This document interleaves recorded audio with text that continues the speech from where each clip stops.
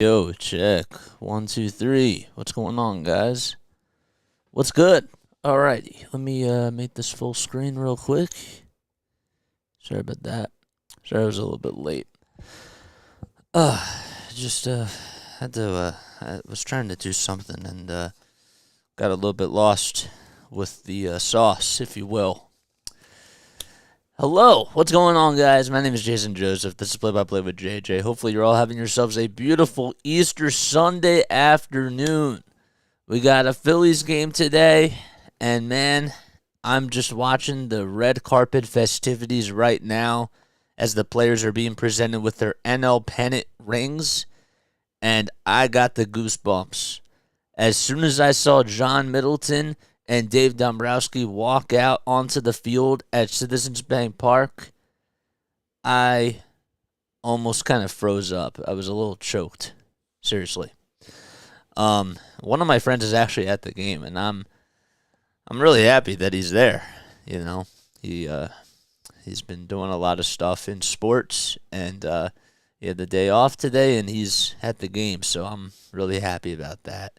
A sold-out crowd at 43,651 fans today, and hopefully the Phillies can try to get it done. That's really what it comes down to.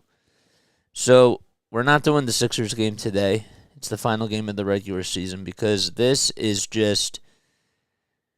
team has been doing good things as of lately, obviously, and it's not even just that. It's just the fact that the Sixers are also resting up for their playoff run, which will probably start, I assume, on Friday.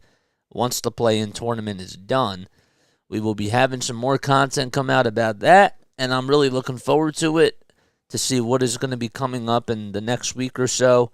The schedule will be coming out later today. We have some things that are in the works, and I'm really excited to share that with you guys in regards to the Sixers. And, yeah. That's all I'm going to say about that. But let's talk about the Phils, man. Let's talk about the Phillies because yesterday was a big comeback victory. They were down 2-0 going into the bottom of the ninth inning, and Lodolo was pitching really well. He was wheeling and dealing. He had a career-high 12 strikeouts in 7 innings for the Cincinnati Reds, and the Phillies finally, when it came to the bullpen, I mean, it was just the ninth inning where they were just able to attack Diaz. That's really what it came down to. They played small ball, they had timely hits, and everyone was clutch, including Rob Thompson. It reminded me of last season, and that win was really special. I was going a little crazy because they weren't putting up any runs whatsoever, and they only had like 2 hits throughout 8 innings. But today's a different day, and they ended the game very strongly, and it felt like a playoff type of an atmosphere. And look, there's Brandon Marsh getting his ring. There's Rob Thompson walking out there. Bryson Stott's now getting his ring, shaking hands with John Middleton and Dave Dombrowski. That is just a beautiful sight to see, really. It is a full house at Citizens Bank Park. Nothing like it. I got to make my way down to the ballpark sometime this year. I do. I got to do that. And today's a beautiful day. It's absolutely gorgeous outside. But yeah, so they took the first 2 games of the series, and now you got to complete the sweep. Okay, you're playing in front of your home crowd. They expected you to, come out here and to win the whole series. And hey, it may not have occurred in the fashion that you would have liked it to, but now you gotta go out there and you gotta win. That's what it comes down to. And then go into the Miami series tomorrow with a fresh set of eyes and just take the bull by the horn. That's how I look at today. I wonder if they're going to start a little bit late because I see that they're still being presented rings here. This is incredible. There's Bryce Harper. I can't wait till he comes back. What's up? How we doing? What is going on? We got another Phillies game this afternoon. Hopefully they can wake up the bats pretty early in this game. That would be pretty cool, you know what I'm saying?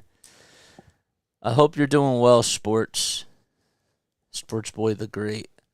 Thank you so much for coming on here, man. Hopefully you're having yourself a good Easter Sunday as well. There's Rhys Hoskins. He's in his crutches and wearing a brace on that left knee. So it's good to see him out there. Okay, yep. He's not even trying to not put any sort of pressure on that left knee. Oh, the left foot, really. It's the ACL. So, but it is good to see him out there. Really. Okay.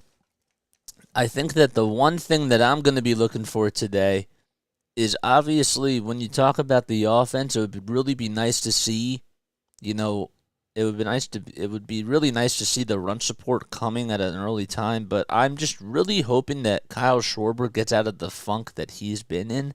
I know that it's going to come soon, and it takes him a little bit of time for him to just, get into a groove, But it'd be nice to see a long ball today, a Schwarber. I think that would be really cool. Life did Rhys Hoskins dirty. Rhys Hoskins and Aaron Nola have been the two most controversial figures for the Phillies over the last 5 or 6 seasons. And to be honest with you, whether it's fair or unfair, Rhys Hoskins meant a lot to this team. Say what you want about the defense. Say what you want about the potential money that he would have gotten. 30 home runs is 30 home runs. And when you miss that bat in your lineup, because when he gets red hot, he's an all-star, and he can carry a team, it's tough. It's tough to replace that. You can't do that, And so the defensive woes are one thing, but the bat is a whole nother thing. So he may not give you good defensive play, but home runs and high batting average win baseball games.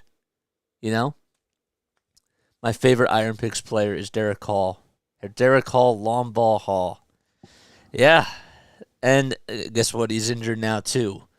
So, and I actually like the fact now that Rob Thompson is putting Bohm over at first because it's the most logical thing. I know that he came out the other day and said that Alec Bohm is going to be our third baseman, but Edmundo Sosa, with all due respect to Alec Bohm and how he has gotten better, in my opinion, over at third base defensively, Edmundo Sosa is just a better fit, And give Bohm a little bit of a break over at third and just put Sosa over there because defensively Sosa has been doing really well. And hitting-wise, he has to be in the lineup. So, but yeah. So I think that is really big. Derek Hall was trying to extend. What was Derek Hall gone from? He was trying to extend a single into a double it was in Game 2, I believe, against the Yankees, and he broke his thumb. So he's out for 2 months. I'm not sure if it was his right or his left thumb. You have to correct me on that, or you have to update me on that. But I know it was one of his. It was the thumb that he dove into second base and he had his hand tagged the bag. So he'll be out for at least 2 months. And that's another big bat that you got to replace. Even though he got off to a very cold start, we also know the power that he can provide. That's why it's so important for guys like Alec Bohm and Edmundo Sosa to step up now. Because how do you replace 30 home runs? How do you replace an on-base percentage that's so high and fill those shoes? Alec Bohm apparently got a lot stronger during the offseason. I've only seen one home run, and I'm not criticizing Alec Bohm because I think he's been doing pretty good stuff. throughout the season, but I would love to see more of the long ball. And if the whole thing was that he got more strength with that frame that he has, there has to be more power in the bat. I'm sorry. That's just how it goes. When you're that tall and you have a bat that big with that frame, you got to just produce power. Got to hit the long ball a little bit more because that's what wins you ball games. Home runs win you ball games a majority of the time. So now we're just waiting to get things started. How many people do we got here on the chat? Hello and welcome on in, everybody. My name is Jason Joseph. This is Play by Play with JJ. If you're new to my channel, as always, do not forget to like, do not forget to subscribe, do not forget to also hit the bell icon so that way you know when I go live. Also, if you're on Facebook or if you're on Twitch or Twitter, make sure that you follow me on there and leave me a review down below. Let's take a quick sip of water.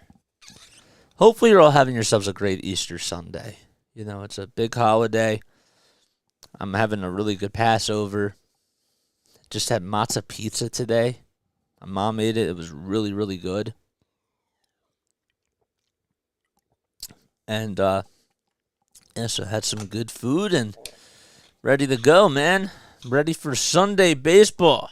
Oh, I also have to turn on the Sixers game in the background. Where is my phone? Or there's my remote. Not my phone. The remote. You just had PE? Oh, you had pizza. I was gonna say I was gonna say physical education. Pizza. Yeah, pizza's good. I had matzo pizza because I can't eat bread. I can't eat leavened bread for 8 days of Passover. Let's put the Phillies game on, or the Sixers game on. The background. Sixers game just got started. They got started, what time is it? Did they, push the game back to, 1:30 or something? Because the Sixers game got started. Huh. The Phillies game's delayed. They played Dancing on My Own to close out the ring ceremony. That's really cool.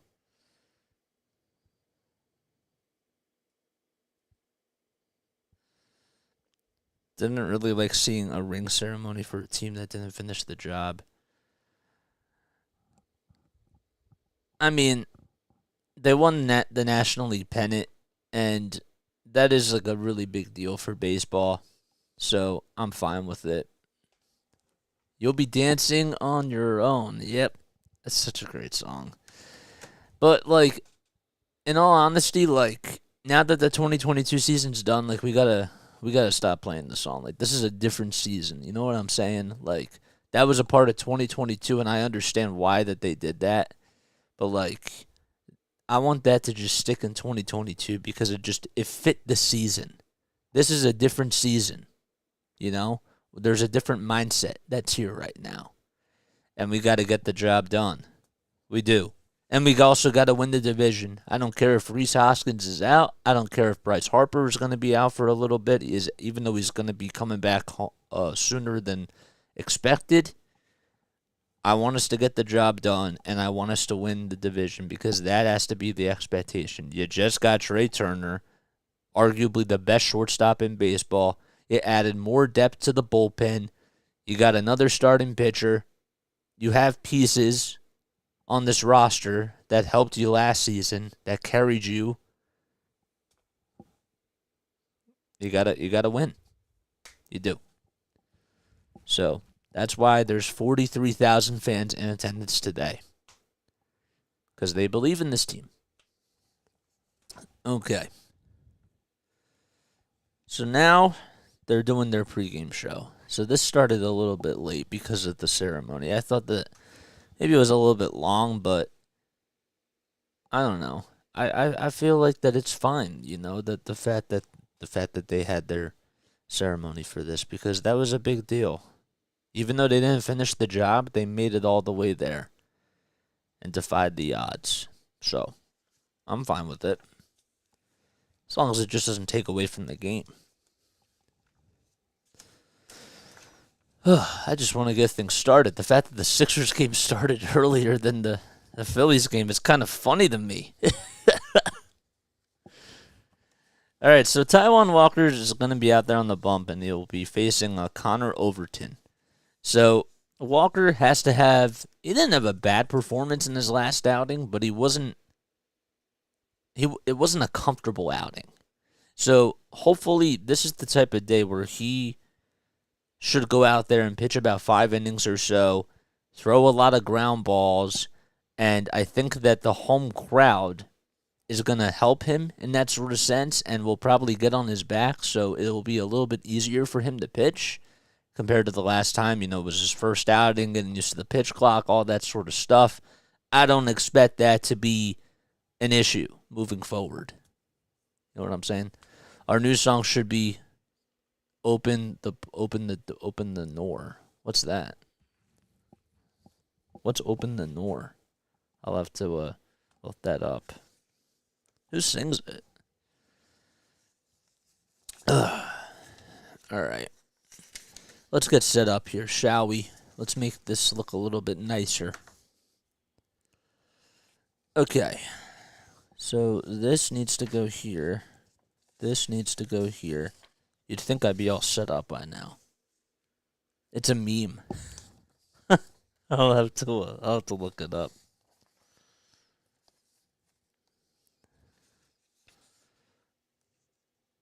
Wait, this is outdated.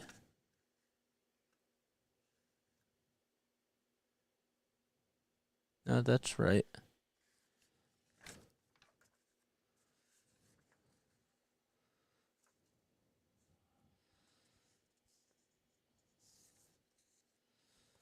Okay, this is outdated. Okay, there we go. Just subbed and liked. I love the streams. Thank you. I appreciate it. Means a lot. Icy Buckets. That's a cool name, by the way. I love that. That's a cool username. Shout out to you, man. Gotta give you a big shout out. Look, man, we've been grinding, putting in a lot of work, and, just happy to be on here. Create content for you guys. Also be able to get some reps in with calling games and be able to interact with you guys, my fans, and my supporters, my audience members, and most importantly, my community. Because I think that that's what this whole thing is. I think that this is a community and it brings us all together. We root for something and we have something in common. That's how I look at it. Icy Buckets. That's a cool name. I like that. I saw I had there was somebody in the chat the other day. It was like Doc Rivers 2.0, and I almost laughed. I almost laughed like live as soon as I saw him come in. I saw that, and I was like, Doc Rivers 2.0. That's funny. I've seen Fire Doc Rivers people. I saw Bryce Harper's shadow as a YouTuber that came on here. Well, it wasn't on my channel, but it was on somebody else's. I thought that was kind of funny. Okay, we're just about ready to play some baseball on this beautiful Sunday Easter afternoon. I'm Jason Joseph. As always, this is Play-by-Play with JJ. Don't forget to like, don't forget to subscribe, don't forget to hit the notification bell, and all that jazz, man. We're just about ready to get underway. Brandon Marsh smiling, nodding, jamming to some music out there, interacting with some fans, and he's going to throw a baseball that goes all the way towards the first base side. Joel Embiid for MVP. Yeah, I've seen your stream Sixers too. Yeah, man, thank you. We'll be back on here for playoff games, and we have a lot of content coming up this week before even the playoffs start, and I'm excited about that. But we'll let you know more of what's to come tonight once the schedule is released. We'll obviously be doing Phillies games throughout the coming week as well. Play Miami. They aren't off. They played like 17 games in a row, which I think is really crazy. Yeah, they're like not off for like 2 weeks. Okay, here we go. We're finally just about ready to get underway now. And Jonathan India will lead it off for the Cincinnati Reds. So Taijuan Walker is out there on the bump. They didn't even show the starting lineups or anything for the Cincinnati team. That's because they probably didn't expect that to happen. India hits a hopper over to third base. Sosa fields it and throws over to first in time for the first out of the inning. So here we go. Let's talk about the starting lineups for the Cincinnati Reds. It's Jonathan India, TJ Friedel, Jake Fraley, Tyler Stevenson, Will Myers, Jason Vossler, Spencer Steer, Kevin Newman, and Will Benson.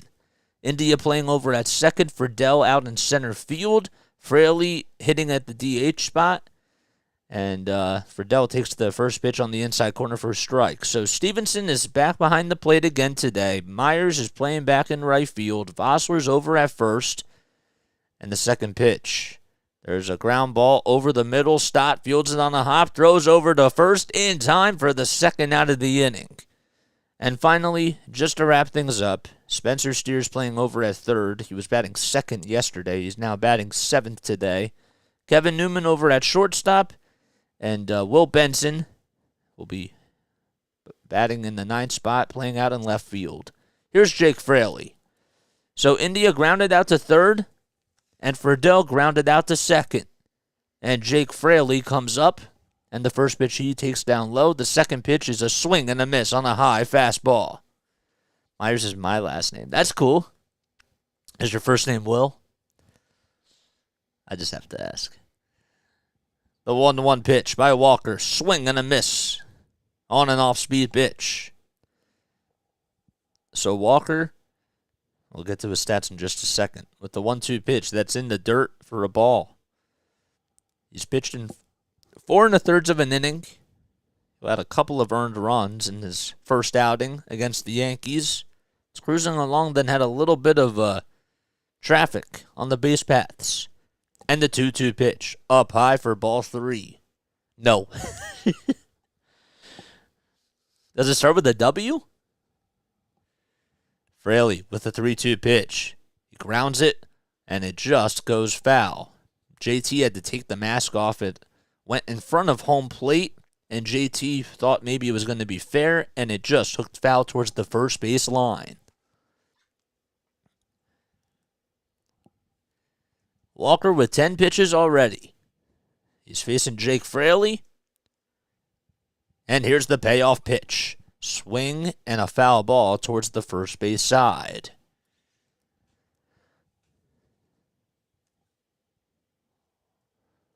The splitter has looked pretty good so far. He's thrown a couple of them today. The 3-2 pitch, up high and outside for ball 4. So a 2-out walk issued by Taijuan Walker, and Jake Fraley gets on. And Stevenson will come up to the batter's box. By the way, the Sixers are up 21-12 against the Brooklyn Nets, for those of you that are wondering about that. Here's Tyler Stevenson.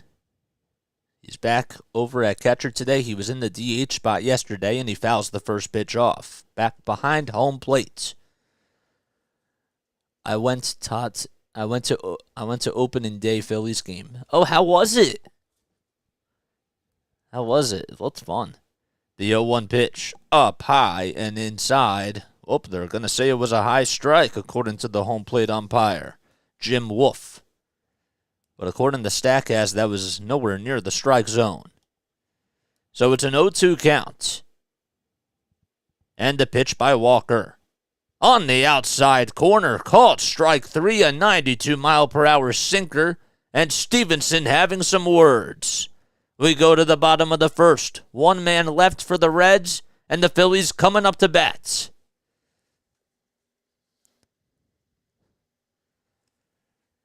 Hopefully this doesn't come back to bite the Phillies, because Wolf with that first pitch and that at bat, that was nowhere near the strike zone. I went to the Rangers one and sucked. We lost 16-3. Well, I thought, well, wait, no, that wasn't the opener. That was the day after the opener. Because the opener was when they were up 5-0. Yeah, it was the second game. Exactly. My memory's not that bad. Sometimes I wonder how good my memory really is at times. Is Rising Rhino in here? What's good, man? Thank you for coming on here, dude. I appreciate it. I've been checking out your channel, man. You have some really good stuff on there, dude. We gotta collab sometime. Talk about some football. Relaxing and showing some love to my fellow streamer. Thank you, dude. Thanks. Yeah, no, I really like your content, man. You've been putting out a lot of good stuff about the Eagles, and I've been watching you. Of course. All right, so let's talk about the Phillies lineup before they come back, because we know how it's going to be. They're going to show the lineup, and it's going to be really quickly. So for the Phillies, they'll have Trey Turner leading things off, Kyle Schwarber batting second, and JT will be third, hitting third. Castellanos batting in the cleanup spot. I'll get to the positions in just a second. Bryson Stott batting fifth. Alec Boehm hitting sixth. Brandon Marsh batting seventh. Edmundo Sosa hitting eighth, and Jake Cave batting ninth. So Turner, once again, it's Turner who's over at short, Schwarber at the DH spot, JT behind the plate, Castellanos over in right field, Stott at second base, Boehm at first, Marsh playing out in center field again, got the day off, and Sosa over at third base, and Cave will wrap things up out in left field. Here's the first pitch to Trey Turner. He fouls it off towards the first base side, and it goes out of play. Thank God I did that right during the break. So on the bump is Connor Overton for the Cincinnati Reds. He went 4 innings in his last outing. He had 5 strikeouts, but had an 11.25 ERA. The second pitch, it's right down Broad Street, and Trey Turner swings and misses at a slower pitch. That was a slider. I got banned from live streaming for some reason. That's crazy. The 0-2 pitch, that's lined out into center field, and going back, taking about a couple of steps or so towards the warning track is TJ Friedel for out number 1. Turner struck out 3 times in yesterday afternoon's game, and it's funny because the top of the order didn't even have a hit, the top 5 hitters for the Phillies. But they came back and they won. Here's Kyle Schwarber. He takes the first pitch outside and high for a ball. Eagles should have had that Super Bowl. It was a top-notch Super Bowl. I got banned for that's crazy. The 1-0 pitch. Check swing. Did Schwarber go? They say no, according to the home plate umpire, so it's a 2-0 count. Overton with 5 pitches so far. And here's the 2-0 pitch. Schwarber takes it down low for a ball. He's went with a couple of changeups and has not thrown a fastball just yet. 3 balls, no strikes. Stevenson with the signs. Overton with the windup and the 3-0 pitch. And Schwarber takes it on the outside corner for a strike. Rob Thompson over in the Phillies dugout wearing his really nice sunglasses. Here's the 3-1 pitch to Schwarber. He lines that one foul towards the first base side, and it hits the net. It's a full count to Kyle Schwarber. He's batting 143 on the season. He does call for time here. He had 2 games in a row against the Yankees where he homered in back-to-back games, and ever since then he hasn't necessarily gotten on base a whole lot. The 3-2 pitch by Overton. Outside and low. And Kyle Schwarber gets on with a 1-out walk. Good take by Kyle Schwarber. It was a slider that was outside of the strike zone. And he goes over to first base. Here's JT Realmuto. I was commenting the Eagles-Chiefs Super Bowl, and I accidentally put the game on.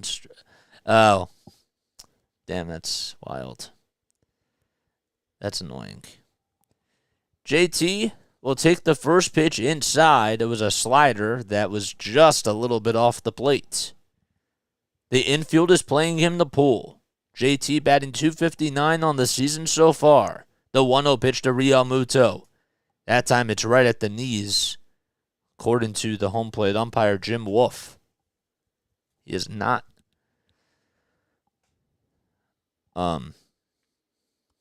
he had not made that call before. The 1-1, well, they're going to throw it back over to first base to try to get Schwarber, and it's not in time. So defensively, Stevenson behind the plate for the Reds, and then the infield, Vossler, is over at first base, as that pitch is swung on and missed.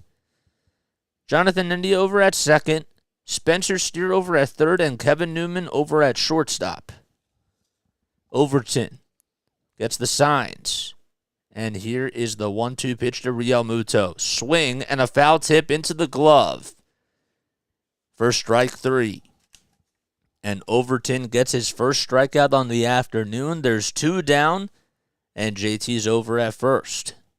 Schwarber's over at first. JT goes down swinging. That'll bring up Nick Castellanos. He's been seeing the ball very well. He walked twice in his last game, even though he was 0 for 2, and Castellanos lines that one down the third base line. It's a fair ball. It's going all the way to left field. Schwarber rounded second. He's going to third. He's trying to come home. The throw over to home plate. It hit Schwarber, and it goes all the way towards the backstop. Castellanos trying to come in himself for an inside-the-park home run. He is out at the plate. I didn't even see him rounding third base.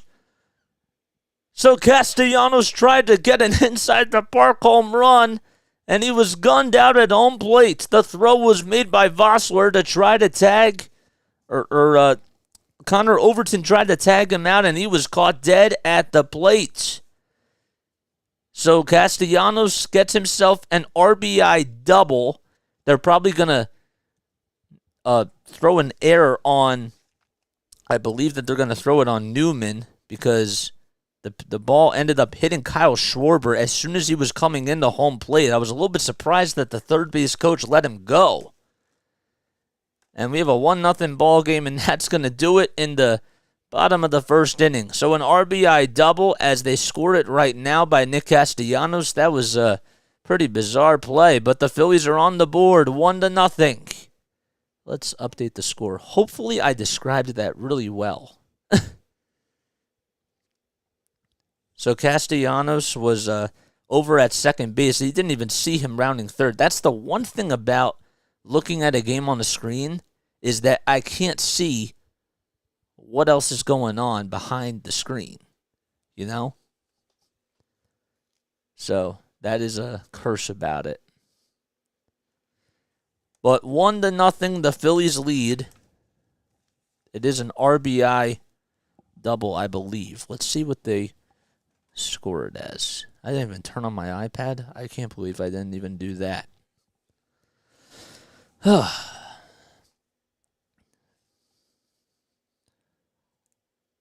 Schwarber does score.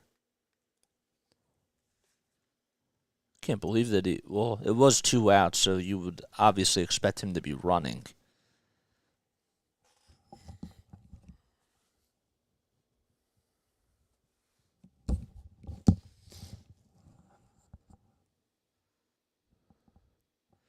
So let's see here.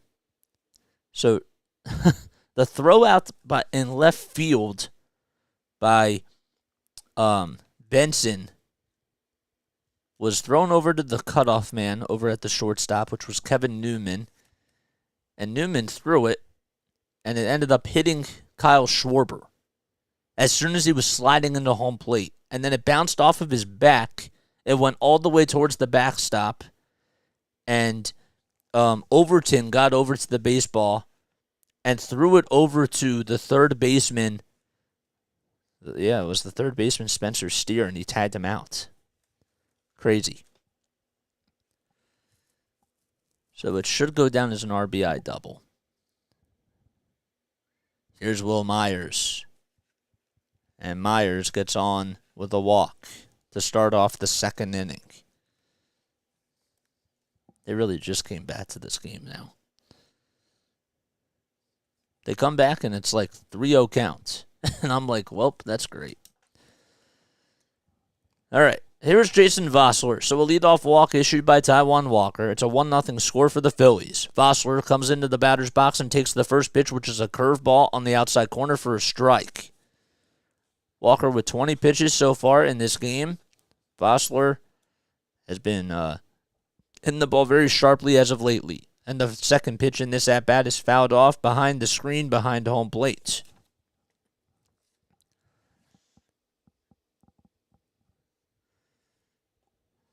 Just trying to double-check to see if it's listed as an RBI double. No balls, 2 strikes to Vossler. And the 0-2 pitch, outside and low for a ball. A splitter that hit 87 on the gun.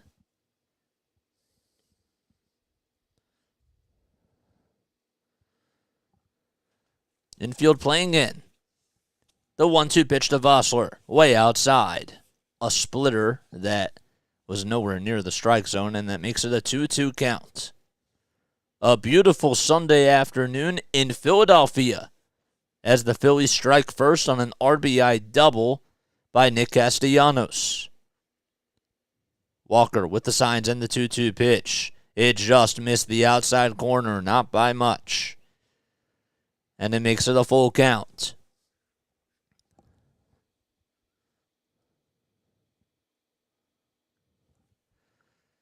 Walker gets set.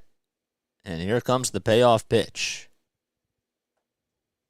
Well, the throw back over to first base is not in time. There were about 2 seconds left on the pitch clock. And Walker tried to get Myers out at first, but was not able to do so. So he'll go back at it again with Vossler here. Myers takes a lead off at first. The 3-2 pitch. He goes, and it's a swing and a miss. And the throw over to second base to get Myers is in. Oh, my goodness. They're going to say that he's safe. It was a high throw by JT, but the tag I thought was applied. And it's not a strikeout, throw him out. Let's see if the Phillies decide to review this here. Rob Thompson had the hand up and might be trying to review this. So a strikeout to Vossler. Realmuto then threw it. It was a little bit high, and Turner did not, or I think he did apply the tag. He got him right on the elbow because Myers was absolutely gunned out. He got him right there. So they probably should review this. Don't know if they are. That's a strikeout, throw him out right there. He got him right on the right elbow as soon as he was sliding into second base.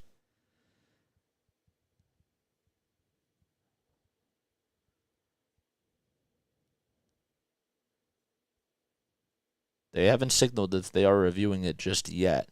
And they are. Okay. So it should be a strikeout, throw him out by JT Realmuto. Trey Turner didn't make the best tag at all whatsoever, but because Will Myers was a dead fish at second base. So if the call does stand, Myers will be over at second base with 1 out. And if it's overturned, it'll be a strikeout, throw him out by JT Realmuto. The pitch was really high to Vossler.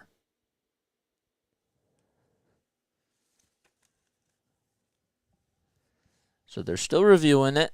The umpires have gathered together, and they're taking the replay review over in New York. The Sixers, they lead 36-23. I'm Jason Joseph, by the way. In case you're new to my channel, don't forget to like, don't forget to subscribe if you enjoy my 76ers or my Phillies play-by-play commentary. Be sure to subscribe, man. All right, so here's the call. The call is being confirmed, and it's overturned. So Will Myers is out at second base as he was caught stealing. He got on with a walk, and Vossler struck out. So a double play, and now there's nobody on with 2 outs. Score prediction is 6-3 Phillies. Okay, I like that. I think that's a good one. Spencer Steer comes up. He's batting 7th today. The first pitch, he swings and misses at the fastball. 10 seconds left on the pitch clock. And the 0-1 pitch is on the inside corner for a strike. Steer with 2 home runs. He homered yesterday. They give the Reds a 1-0 lead, and it remained that way all the way till the 9th inning. The Reds ended up taking a 2-0 lead, and then the Phillies came back to win in the bottom of the 9th. The 0-2 pitch, inside and low for a ball. And Steer was batting 2nd. So he's all the way down to 7 in the batting order today. The 1-2 pitch. Steer lines that one foul. And it goes over to the third base side, handled by the ball girl, and she gives it right over to the kid that's right next to his father, I assume. The 1-2 pitch. That is fouled back towards the home plate net. And the count still remains at 1-2. So the Phillies got an RBI double by Nick Castellanos in the bottom of the first. Here's the 1-2 pitch. It's popped up towards foul territory behind home plate, and it goes into the stands and out of reach for JT Realmuto. 3 straight foul balls by the Reds. And Steer has been trying to battle through this at-bat. 6-3 Reds. Who homers in this game? The 1-2 pitch. There's a high chopper over towards the mound. Walker plays it on a hop, throws over to first, a boom, and there is out number 3. So no runs, nobody left for the Reds, and we go to the bottom of the 2nd inning. The Phillies up 1-0. That was a 1-3 putout. Okay, let's get this all set up properly. Hopefully that play-by-play commentary on that play was, the score and play for the Phillies was all right. I think that probably could have been a lot better. But I shouldn't be stressing out about it. I'm Jason Joseph. For those of you that are new to my channel, I think I actually just said this, but just a reminder, don't forget to like, don't forget to subscribe if you enjoy my Philadelphia Phillies play-by-play commentary. I'll be back on here tomorrow night, too, at 6:40 p.m. Eastern Time for the opener against the Miami Marlins as they come to town. They are going to have to face Sandy. I don't know if it's going to be tomorrow night or what. That I have no idea. Copy. Paste. There we go. I think Schwarber is going to hit a Schwarbomb and Trey Turner inside the park home run. Ooh, that's a little bit daring. That's a little bit daring. The ring does look really nice. It does.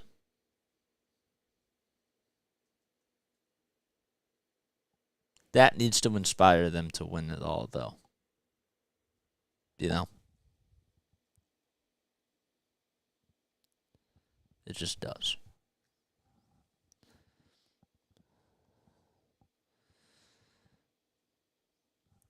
All right, so for the Phillies, it'll be Stott, Bohm, and Marsh to start off the bottom of the 2nd inning. Overton back out there on the mound. Stott will take the first pitch at the knees on the outside corner for a strike. What's up? I'm new. Do you do Phillies games only? How many games do you do on average? I do Phillies games, and I also do Sixers games and Patriots games as well. Stott will line that one back up the middle over the glove of the shortstop for another base hit. And Bryson Stott picking up where he left off yesterday on a leadoff single now. Back up over the middle. So yeah, I do Phillies games, I do Sixers games, and I'll be back on tomorrow. I'm gonna try to do as many baseball games as I can. Obviously, there's a lot. Here's Alec Bohm, and the first pitch is on the inside corner. The throw over to second base to get Stott is not in time. Stott made it to second base, and in all honesty, Stevenson had a pretty good throw, and India did apply the tag. David Bell might want to challenge this as well. They're going to say no.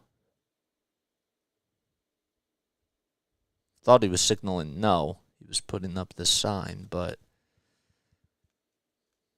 now I don't even trust my gut here. Yep. Okay, so they won't even review it, and Bryson Stott comes up with a steal. He's over at second. Boom, with a 1-0 count. 10 seconds left on the pitch clock. The next pitch is down low for a ball. So Stott gets on with a leadoff single to start off the second, and Bohm takes the second pitch outside and low for a ball. 2 balls, no strikes to Bohm. And here's the 2-0 pitch.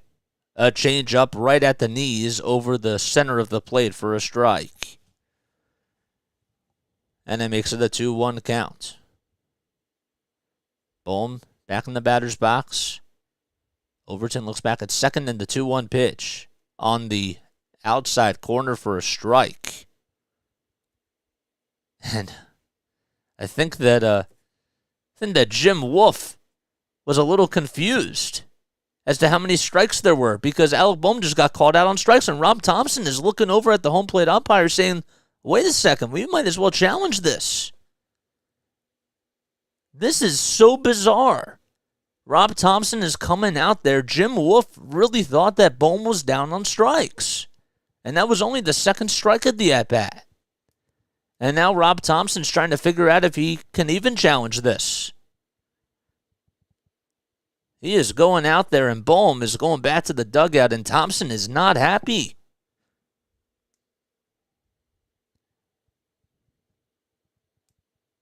I don't think that they can review that, but the fact that Jim Wolf didn't realize how many strikes there were in the at-bat is just absolutely absurd. And here comes Brandon Marsh with 1 out. Marsh takes the first pitch down low for a ball. I've never seen anything like that in my entire life.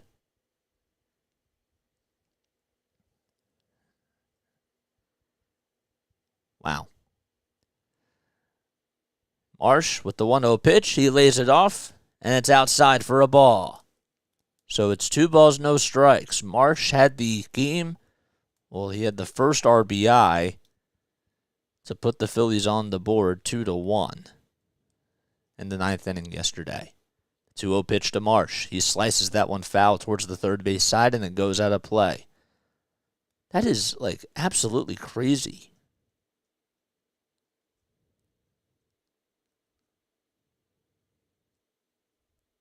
What are they saying on the cast? I can't even see. Overton tried to look back over to second base, and Bohm gets back, or Stock gets back there. 2 balls, 1 strike to Marsh. And here's the next pitch. Outside and high for ball 3.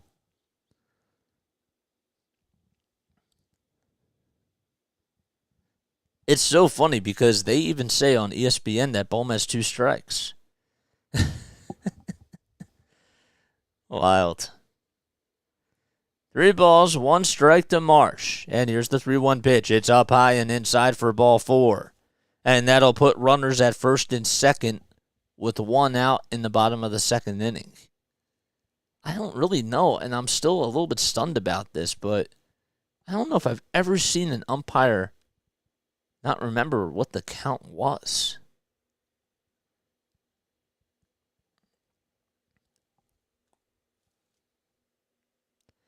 So that'll bring up Edmundo Sosa regardless. 1 out. The Phillies lead 1-0 in the bottom of the 2nd. Sosa with the first pitch. He takes it on the inside corner. A sinker that was at the knees for a strike. Here's Connor Overton. Looks back at second to keep Stott in check. The 0-1 pitch to Sosa. Sosa will ground that one over to shortstop, and it is going to be fielded as an error. And now Stott will be rounding third, and he comes in to score as he rounds in from third base. Kevin Newman tried to make it a routine ground ball, and he just got underneath it and ended up bobbling it. Some sloppy baseball from the Cincinnati Reds here. It was definitely a routine ground ball, and he tried to backhand it, and the ball just didn't even take a weird bounce. It just bounced a little bit higher than he anticipated it to go, and it went right into the outfield. And Stott comes in to score, and it's a 2-0 game. Here's Jake Cave. He takes the first pitch on the inside corner in this at-bat for a strike. So Sosa gets on with an error, and going over to second base is Marsh. So Stott comes in to score. The throw back over to second base to get Marsh is not in time. It's almost a little bit wide. Don't they have those clickers? What, the umpires? Yeah, like that's what I'm saying. No balls, 1 strike to Cave. And here's the 0-1 pitch. It is way inside for a ball.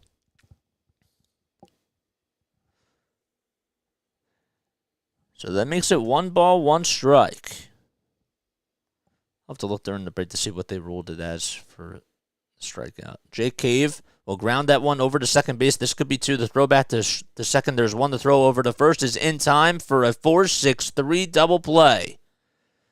And that'll do it, but the Phillies add another run, thanks to what was an error over at shortstop by Kevin Newman. And they lead 2-0 as we go to the top of the third. This has been, pretty bizarre. I've never seen anything like it. All right, so let's go back over to ESPN and let's see how they did the play-by-play for this. For just that at bat.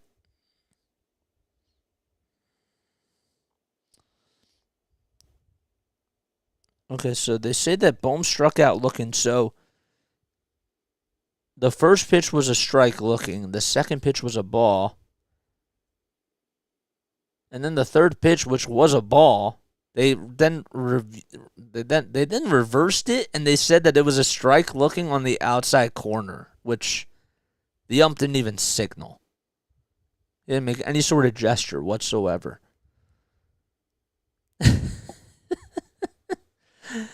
That's wild. And then Newman just made a big error. And he's pretty good defensively, too, over at shortstop.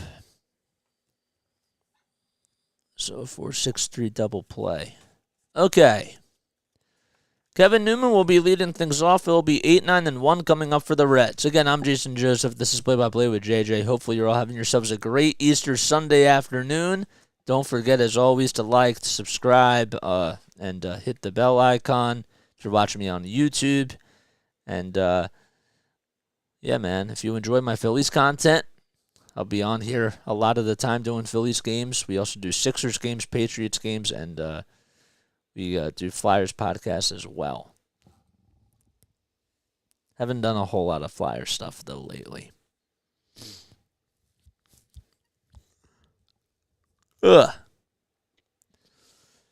Kevin Newman comes up, and Taijuan Walker is back out there on the bump for the Phillies. Newman steps into the batter's box and takes the first pitch on the outside corner, a sinking fastball at the knees for a strike. He's batting .222 this season, 1 homer and 4 RBI. The 0-1 pitch, a broken background ball over to second base, and Turner fields on the hop, throws over to first in time to get Newman out. And heads up by Taijuan Walker because that broken bat came flying over towards his direction, and he had to duck after it. It just caught the end of the bat. And it actually broke into about 4 pieces.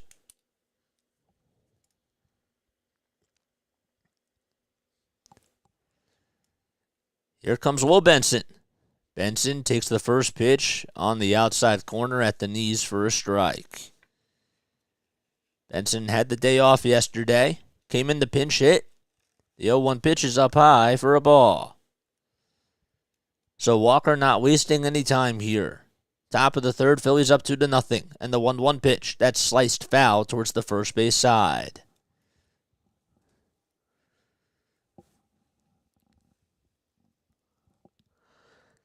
The 1-2 pitch to Benson. a liner over to first base, and Bohm plays it on the hop and just takes it to the bag for out number 2. That was hit really sharply.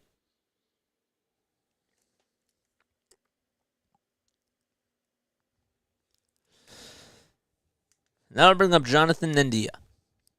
India has only had 1 hit in this series. And he takes the first pitch inside for a ball.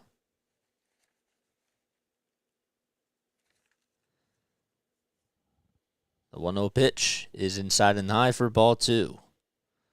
Scratch that, he hasn't even gotten a hit, but he has gotten on base once in this series.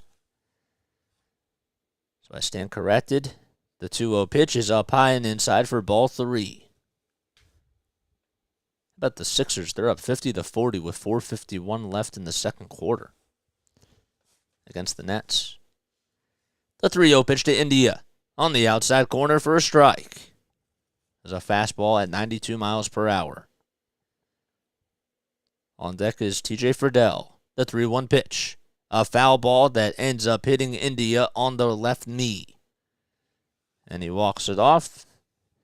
Takes his time out of the batter's box and we'll head back in there. Nobody on, 2 outs in the top of the third. The Phillies lead 2-0. It's 3 balls and 2 strikes to Jonathan India.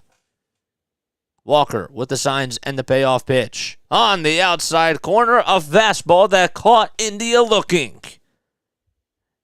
And that'll do it. 1, 2, 3 go the Reds. And we go to the bottom of the third inning. The top of the lineup for the Phillies is coming up to bat. Nice job.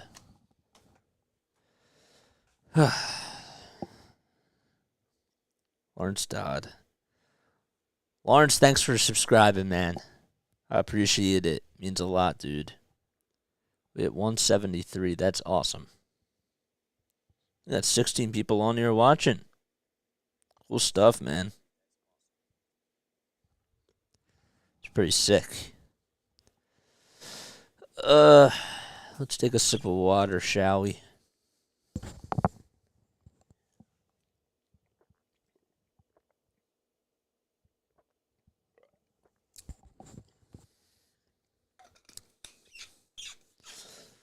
What do you guys do for Easter?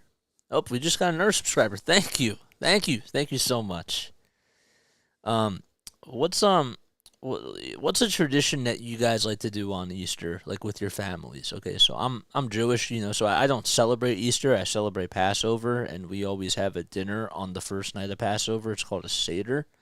But obviously, like, we're not supposed to even have like any sort of bread or bread products, for 8 days, but we do spend time with each other. We sing prayers and we do that type of stuff. But what do you guys do for Easter if you celebrate? Love the Phils and Flyers content. Thank you. Thanks, Lawrence. I appreciate it. And thanks for subscribing, man. I really appreciate it. Okay. The top of the lineup is coming up for the Phillies as we go to the bottom of the third. It'll be Trey Turner, Kyle Schwarber, and JT Realmuto for the Phils. Eat chocolate. There you go. That's a good one. So Turner comes up into the batter's box, and the first pitch he swings and misses at the slider that was nowhere near the strike zone. Turner batting .333 this season. Had a 7-game hitting streak, and that ended yesterday. The 0-1 pitch to Turner. He pops that one up towards shallow left field. Going on the grass is Steer, and Steer calls everyone off and makes the catch. He backpedaled about 4 feet or so, and there's out number 1 to start off the bottom of the third. Atheist, it's just another Sunday. Oh, you go to church? Okay, well, that's cool. That's nice. And hey, it doesn't matter what your religion is. I don't have anything against any religion, Here's Kyle Schwarber, and he hits that one, grounds it over to first base, I should say, and Vossler fields on the hop and wins the race to the bag for out number 2. 2 quick outs in the bottom of the 3rd inning. And now JT Realmuto comes up. Realmuto struck out in the 1st. Was caught looking on strikes. And the first pitch in this at-bat, that's down low and outside for a ball. Sixers lead 57-48 with 1:40 left in the 2nd quarter. Here's the 1-0 pitch by Overton. A swing and a miss on a changeup that dipped way out of the strike zone and low. And that evens the count at 1-1. Castellanos waits on deck. 1 ball, 1 strike to JT. And it's in the dirt, another changeup. That time it didn't break nearly as much as the other one did in the previous pitch. It's 2 balls, 1 strike. A good crowd at Citizens Bank Park. And the 2-1 pitch to JT. A slider that JT misses by a mile. And it's 2 balls, 2 strikes now. And the 2-2 pitch to JT. Swing and a miss. A changeup that was way inside, and JT was fooled on it and goes down for the 2nd time today on strikes. 1, 2, 3 go the Phillies, and we go to the top of the 4th inning. We're cruising along so far. I steal eggs from neighboring farms' chicken coops. It's been a ritual in our family for years. Oh my gosh.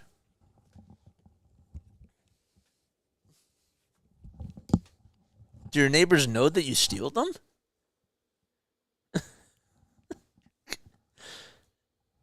That's wild.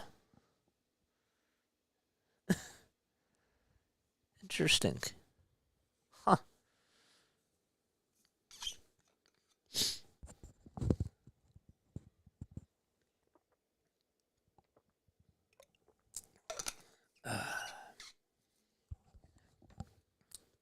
Huh. That's interesting, I guess.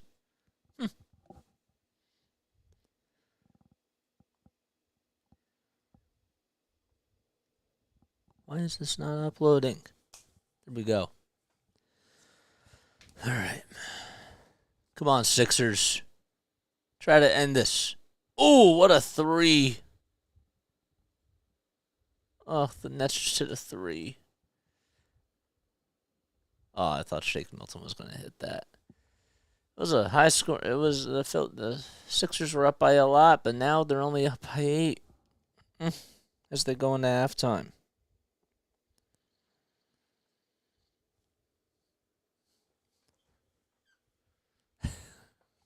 What's up? John Kruk singing? Was he singing like before the game started? In front of Tom McCarthy and Mike Schmidt?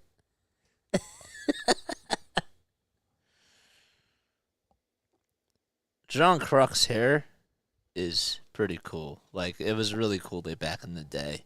I wasn't around for it, but like, I loved I love the pictures and like I love the videos and the games that I have watched like on replay, like watching that hair. He seems like he was a crazy guy as a player. Crazy in a good way. Here we go to the top of the 4th inning. Walker back out there on the bump. TJ Friedel takes the first pitch on the outside corner for a strike. He leads things off for the Reds. The 0-1 pitch. It's downstairs and outside for a ball. So he takes it right below the knees.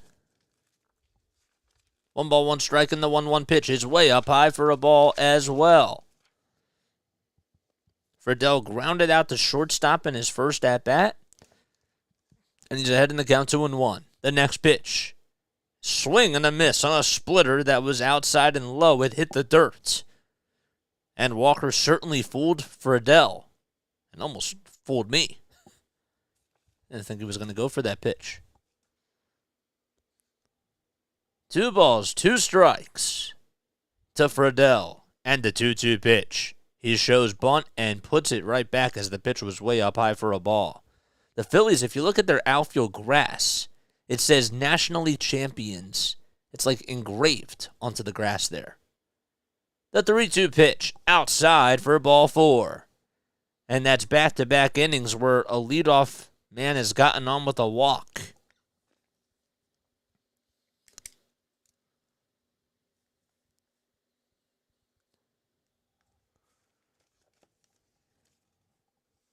Here comes Jake Fraley now. That's the third walk issued by Walker on the day. Fraley walked in his first plate appearance, and the throw back over to first base to try to get Friedel is not in time. Friedel gets back. Kruk. Oh, man. Classic. You say Donald. Repent, the end is near. The first pitch to Fraley in this at-bat is outside and low. It was a slider that hit 87. Yeah, Kruk was singing. I don't know what he was singing during the pregame or right before they filmed the pregame show. Here's the 1-0 pitch. A splitter that was way outside for ball 2.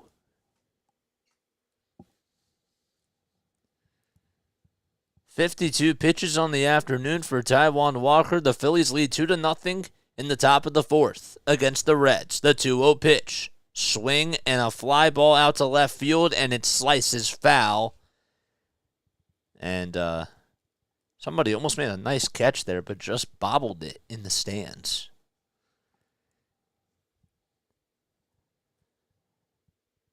And if you look out towards center field, there is like so many people out there. There's people sitting in front of the Citizens Bank Park bell. It's absolutely gorgeous. The 2-1 pitch is fouled off towards the third base dugout. And that makes the count 2-2. Been a fanatic since 75. Most fun I ever had was a Phillies fan. Was in 83. No, 93. 83. The throwback over to first by Walker is not in time. And Friedel just dives back in there safely.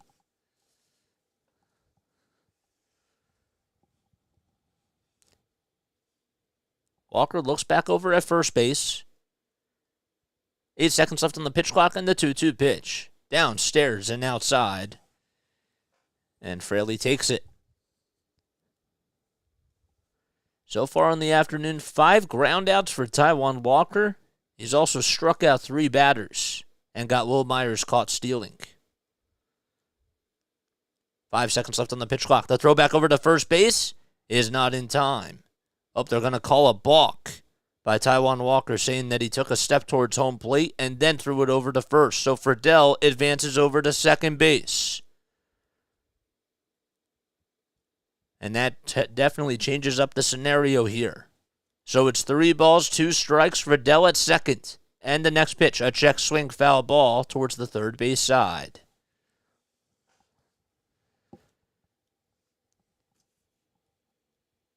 .15 seconds left on the pitch clock. The Phillies, they won the first 2 games of the series and are trying to sweep the Reds here. The 3-2 pitch. It's fouled off again, and that time it goes behind home plate. 4 foul balls in this at-bat. The 8th pitch is coming up from Taijuan Walker in this AB. Friedel gets over at second base. Started off with a leadoff walk. The 3-2 pitch. Another foul ball that goes out of play. Stevenson waits on deck. He struck out looking in his first at-bat. 13 seconds left on the pitch clock. Nobody out in the top of the 4th. The Reds up to bat. It's Jake Fraley. The 3-2 pitch. Swing and a miss. A great payoff pitch by Taijuan Walker, and that's now 4 strikeouts on the day. A splitter that was outside and low. And Fraley thought he was going to get a low fastball, and it just dipped out of the strike zone. There's 1 out in the top of the 4th. Fraley's still over at second base. Stevenson with the first pitch lines it back up the middle towards the base hit. It just got out of the reach of Stott. The throw over to home plate. Not in time. It's cut off by Alec Bohm over at first base. And Stevenson gets on with an RBI single. So Friedel rounded third base and came in to score. And now it's a 2-1 ball game.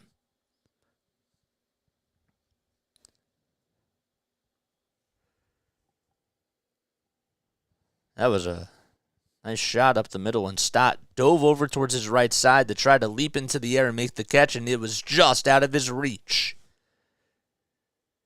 Here's Will Myers. Myers will foul that one off of his left foot, and it's an 0-1 count. Stott almost made a really nice play. But that's why the balk came back to bite Taijuan Walker. The 0-1 pitch to Myers. He grounds it foul towards the third base side.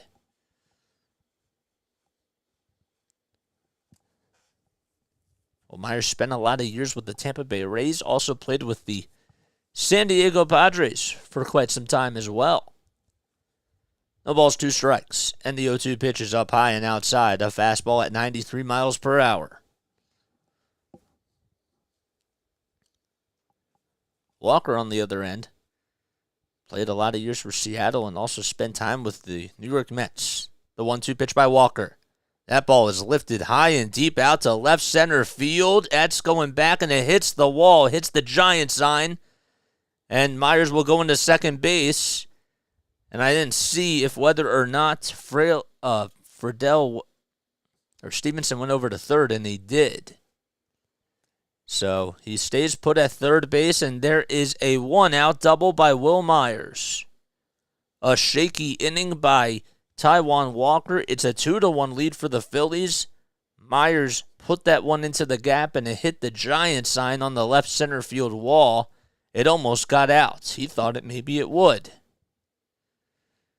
Marsh played it on a hop and then threw it over to Trey Turner. So now Caleb Coughlin going out there to talk to Taijuan Walker.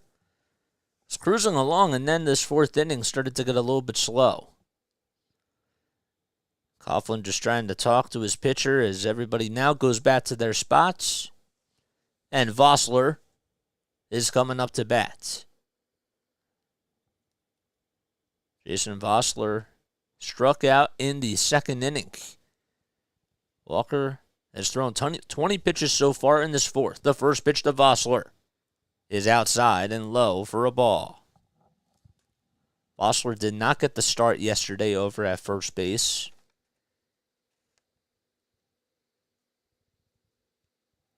And here's the 1-0 pitch. On the outside corner, a splitter that lands right at the knees for a strike.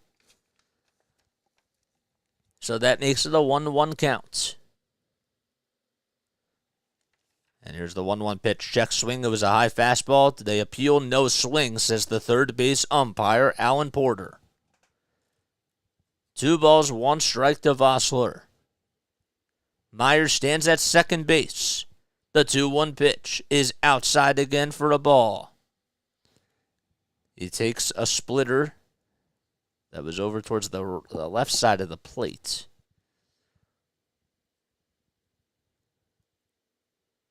And the next pitch. A ground ball over to second base. Stoffield's on the hop, throws over to first in time for the second out, but the run comes in to score. It'll be Stevenson, and now we have a tie ball game. So an RBI ground out by Vossler. And it's 2-2. Myers does advance over to third base. So a base hit could put the Reds up. Spencer Steer comes up into the batter's box and takes the first pitch down low in this at-bat for a ball. He homered yesterday afternoon to put the Reds up 1-0. The 1-0 pitch in the dirt, a splitter that did not break as much as he wanted it to. And it's a 2-0 pitch. Walker with 71 pitches on the afternoon. The 2-0 pitch. A check swing foul ball. That goes over towards the third base dugout. And if you're Taijuan Walker here, you just want to try to get a ground out. Try to attack the strike zone. The 2-1 pitch to Steer. That's fouled off, and it goes right behind the net.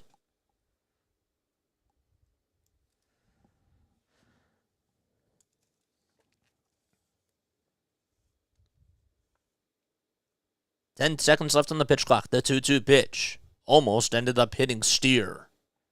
And he just gets out of the way of it.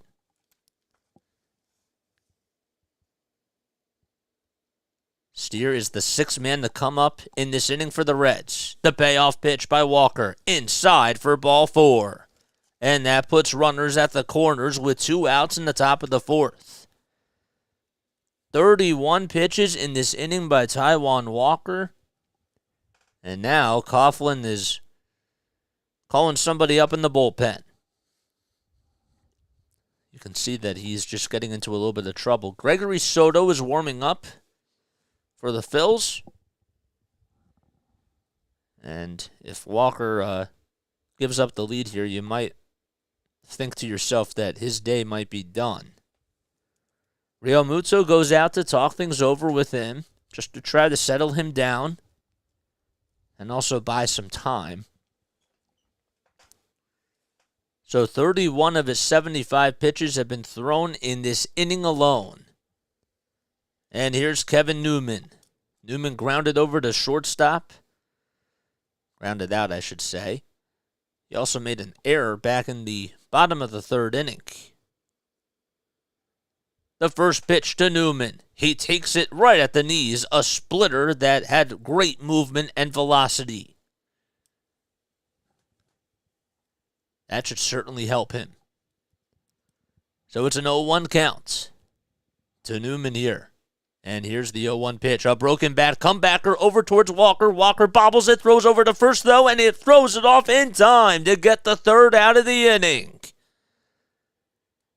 And that'll do it. But the Reds complete some damage, and they tie the game up 2-2. It was a broken bat that just came back over towards Taijuan Walker's way, and he bobbled the baseball. Luckily, he just got back over to it and reached over towards his right side and threw it over to first to get Newman out by half a step.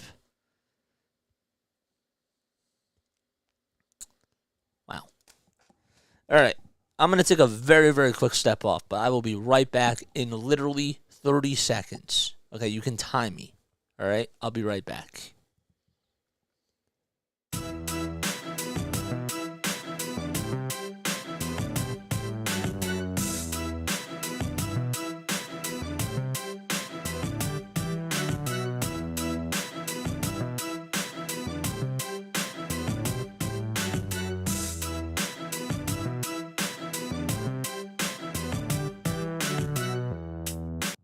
All right, that was 30 seconds. I think that was 30 seconds. Did I beat my time?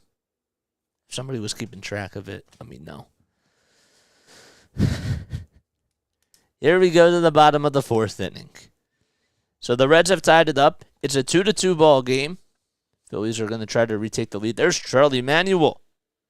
Uncle Charlie Steaks. That's a new place. Wow, that looks really good. Those Philly cheese steaks. That's making me hungry. Man, I wish I could have a cheesesteak. That looks good. That does look really good. 4, 5, and 6 coming up for the Phillies. It'll be Nick Castellanos, Bryson Stott, and Alec Bohm to start off the bottom of the 4th inning. Man, that looks good. Well, this man is what is that, pepper jack cheese? Some mushrooms and, yeah, it is pepper jack. There's some onions on it. Oof, that looks great. Castellanos comes up, and the first pitch he sees is inside for a ball. It was a slider. I got some potato chips there, too. Castellanos check swing. The pitch was outside and low, and they appeal that he did swing, I believe. Yep. Uncle Charlie's. It's right over towards the right field side. Huh, I'll have to check that out. The 1-1 pitch. Swing and a miss on an off-speed changeup. And it's now 1 ball, 2 strikes to Castellanos. 41 pitches on the afternoon for Connor Overton. And the 1-2 pitch to Castellanos, he lines it foul towards the third base side. Tom McCarthy just got one, and Mike Schmidt and John Kruk got one. Where's mine? Aren't I a part of the team? No? Maybe not. I wonder if Scott Fransky got one. And Greg Murphy. I don't know. Bottom of the fourth. 1-2 count to Castellanos. And here's the next pitch. That's outside and low for a slider. Makes it a 2-2 count. And I want a cheesesteak. That looks so good. I just had matzo pizza too, and that was really good. The 2-2 pitch to Castellanos. Swing and a miss on a sinking fastball. 4 strikeouts by Overton on the afternoon so far.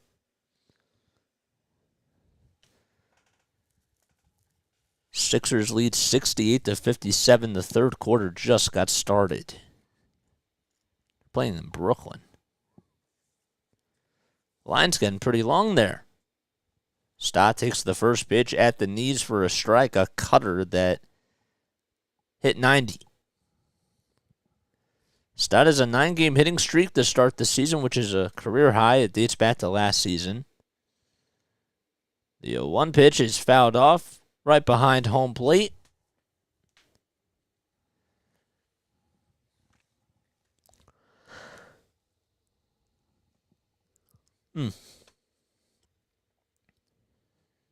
Five seconds left on the pitch clock. And the 0-2 pitch to Stott. He fouls it off again.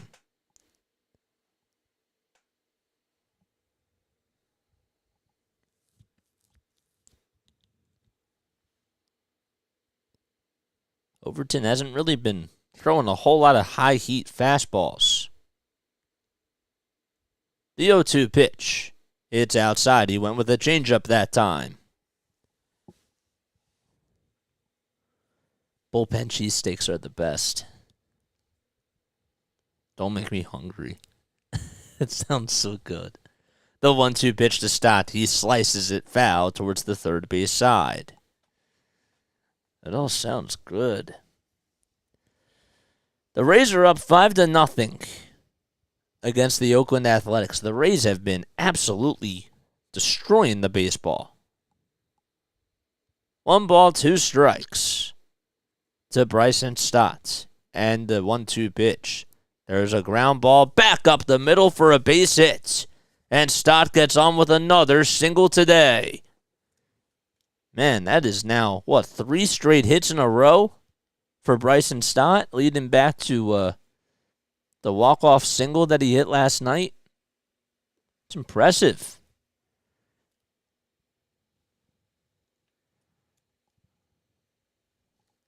Good for him. Alec Boehm comes up for the Phillies now. A runner's over at first. There's 1 out in the bottom of the fourth. The Phillies are tied 2-2 against the Reds. Overton with the windup in the first pitch in this at-bat. It is just below the knees, according to the home plate umpire, Jim Wolf. Let's hit 10 likes. That'd be pretty cool. Definitely, yeah, that'd be really cool, man. You heard him. 10 likes would be awesome. The throw back over to first to try to get Stott is not in time. And again, in case you're new to my channel, as always, feel free to subscribe. 1 ball, no strikes to Boehm. Overton winds up and delivers the 1-0 pitch. It is just inside by a hair. And Boehm does a good job taking it. In Boehm's last at-bat, he was actually called out on strikes, and it was a very bizarre play because Wolf, I don't think, realized how many strikes were on the board and called him out. The 2-0 pitch, it sliced foul towards the third base side, and it hits the tarp. As much as Stott has been getting on base, he hasn't scored a run yet this season. That is a fun fact. You're absolutely right. Maybe now's the time. Let's not jinx it, though. The 2-1 pitch, a swing and a miss on a changeup that was way down low by Boehm. And Boehm will call for time. I mean, he was absolutely fooled on that pitch. The timing was way off, and he swung really early. So Bohm steps back into the batter's box. It's 2 balls, 2 strikes. Stott is over at first. The Phillies are tied 2-2 in the bottom of the 4th. 1 out. Overton throws back over to first, and it's not in time. Stott slides back in there safely. Dives.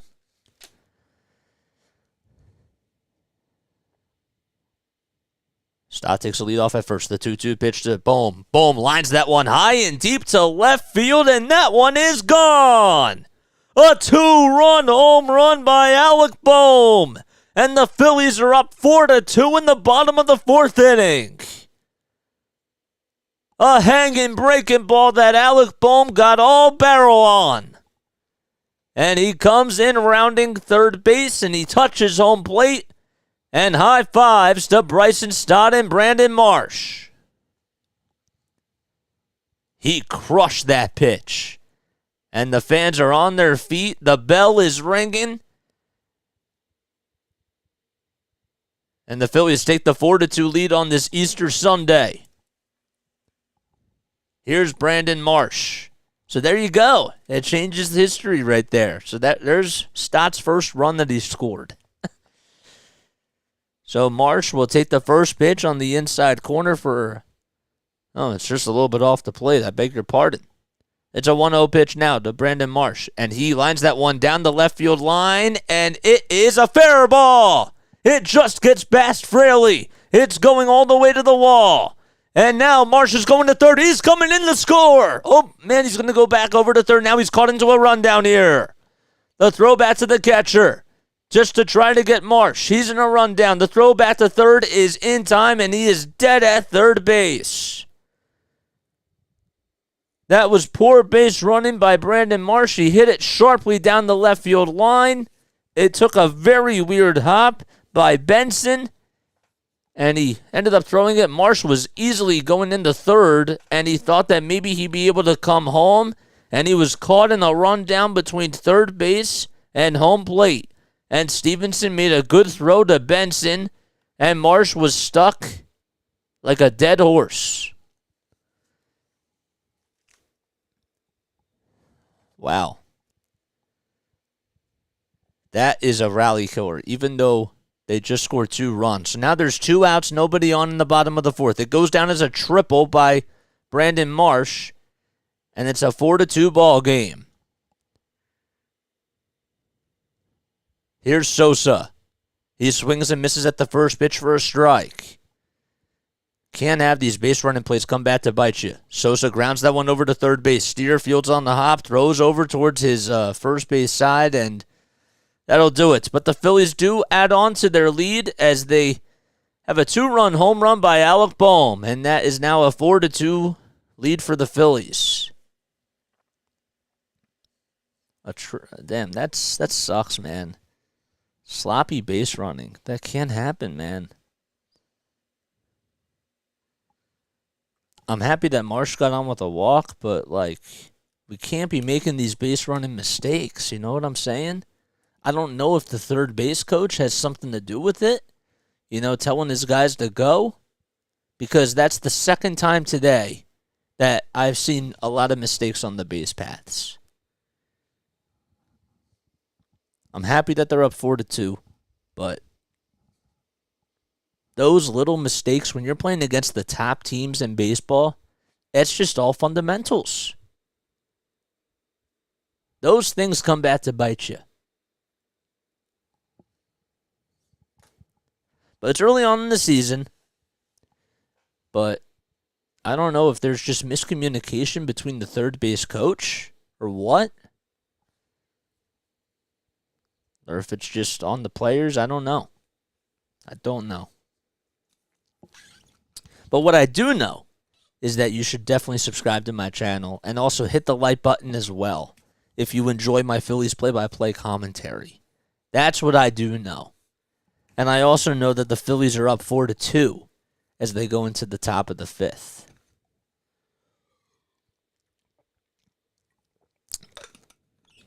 Yeah, he was easily in at third and was as soon as the ball was thrown by Benson, he was stuck. He was confused. And he paused. And I'm not saying that it's all Marsh's fault, but I'm kind of wondering. I'm asking myself, like, is this really on the third base coach? Because this is not the first time that we've seen guys go out, at third base or at home plate when they're rounding third. Or is it a combination of both? I don't know.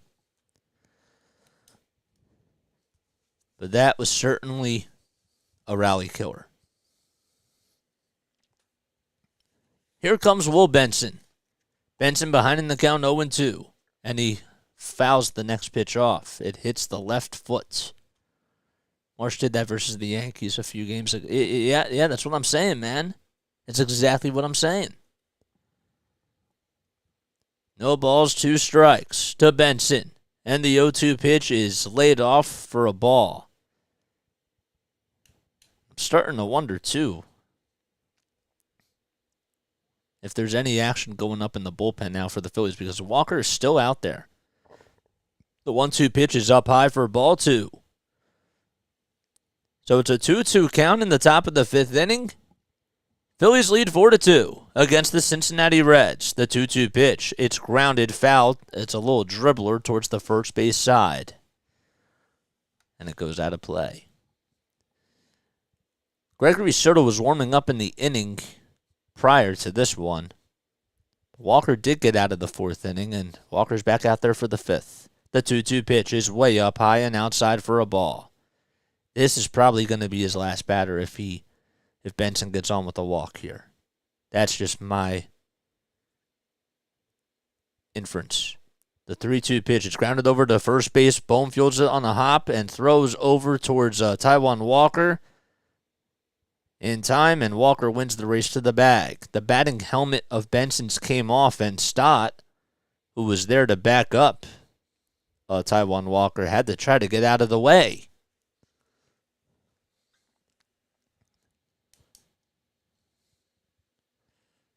Walker did he touch the bag? I guess he did. Yeah. And the helmet actually hit his right foot. It just hit his right foot, so now the trainers are going out there. I didn't even see it in real time that it hit his right foot. I know that I got a piece of Bryson Stott. And Stott's okay.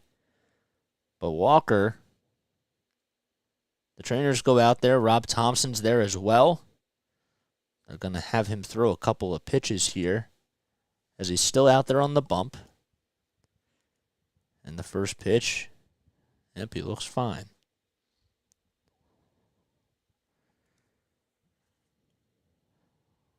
This pitch was up high. All right, so he seems to be okay, and now everybody's going back to their spots. Thompson and the trainer go back to the dugout. See, we just got another subscriber. Thank you. I appreciate it. It'd be really nice if we could hit 180 by the end of today. You think we could hit 180? Or am I being a little bit too greedy?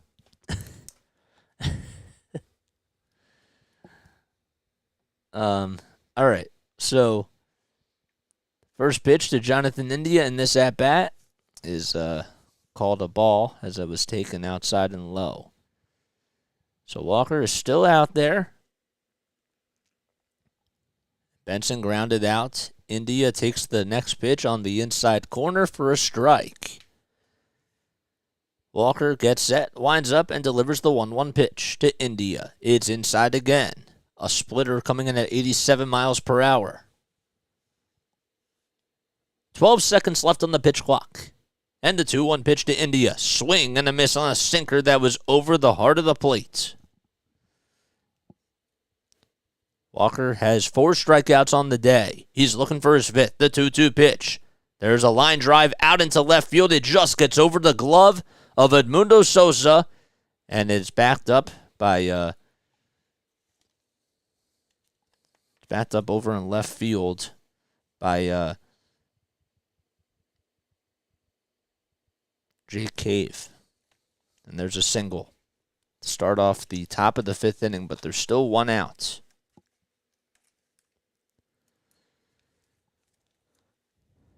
This is definitely his last inning, for sure. TJ Friedel takes the first pitch in this at-bat right at the knees for a strike. So that is the first hit of the series. by Jonathan India. Friedel swings and misses at the next pitch. And it's an 0-2 count. India had a ball that was right up the middle, and he was able to drill it out to left field. The 0-2 pitch to Friedel. He pops it foul right behind home plate, and it goes out of play. 92 miles per hour by Walker. I believe he reached 94 in his last outing and hasn't hit that. 12 seconds left on the pitch clock. Walker winds up. Gets the signs and the 0-2 pitch. Downstairs, a splitter that was outside and low. 94 pitches by Taijuan Walker. He threw about at least 35 in the last inning or so, but was able to get out of a jam. 1 ball, 2 strikes to Friedel. The 1-2 pitch is fouled off again behind home plate.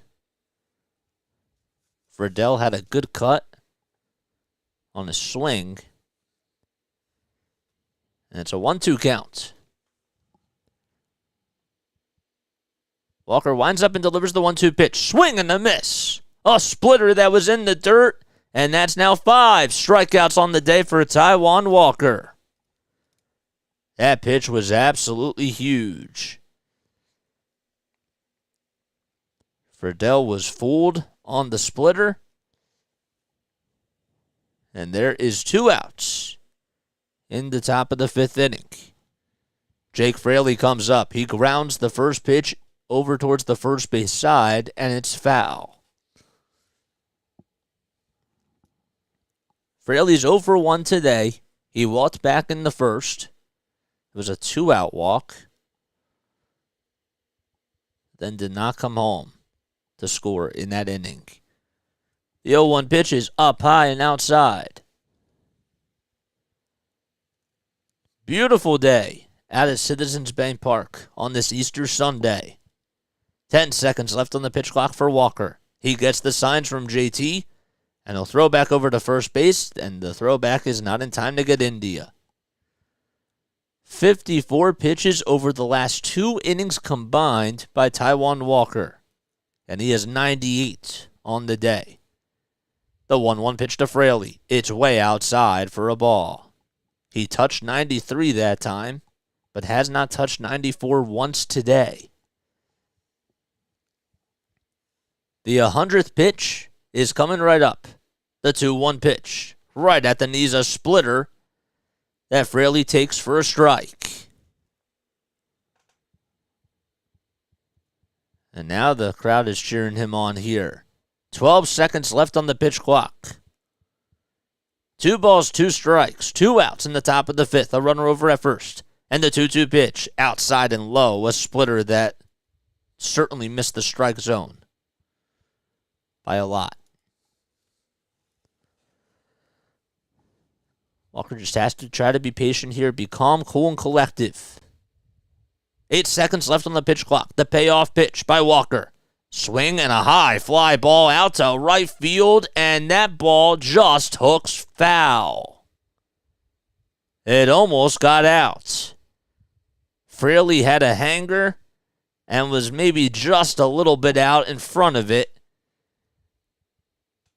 And if that one would have been fair, that would have absolutely been trouble.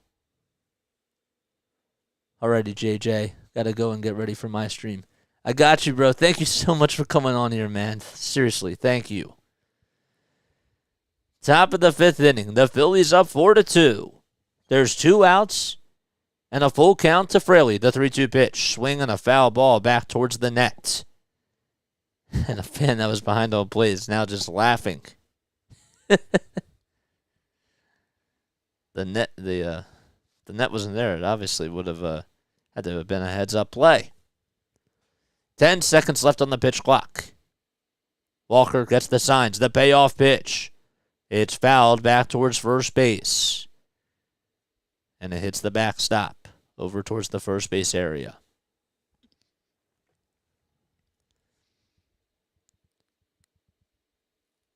Smiles all around the stadium. Phillies fans on their feet. Top of the 5th inning. It's a 4-2 game. And the payoff pitch by Walker. Up high and outside for ball 4. He did touch 94, but Walker issues a walk. And Fraley gets on for the second time today. And there's Rob Thompson. That's going to most likely do it for Taijuan Walker. As Soto was warming up in the bullpen just a little bit ago. Haven't seen who else has been warming up, but I believe that Soto will be coming in. We'll get you confirmation on that in just a few moments. Doesn't look like to be Soto, but we'll be back in just a little bit. They're going to say it's Connor Brogdon coming in, huh?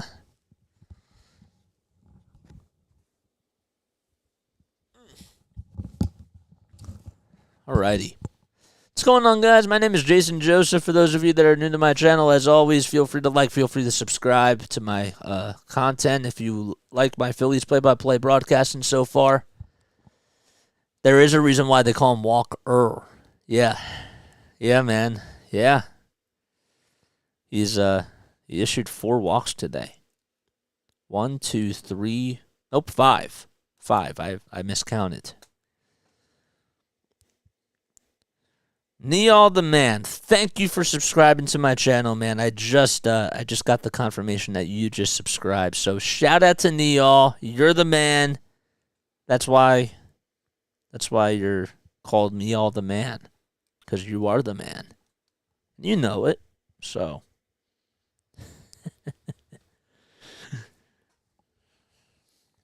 we got 17 people on here. Thank you, man. It's cool. Going up here. Sick. Make sure you smash the like button. I think after this inning, I'm going to take a quick step off just to stretch a little bit.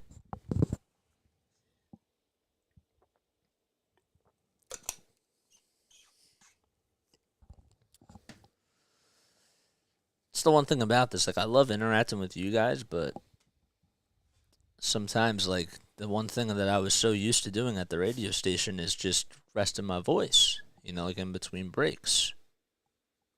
But I'm not saying that it's anybody's fault. It's just a different system, you know. I'm over here on YouTube. I'm not calling games for a radio station. It's for you guys. Here comes Connor Brogdon, and his first victim will be Tyler Stevenson, and Stevenson takes the first pitch outside and low for a ball. 14 seconds left on the pitch clock.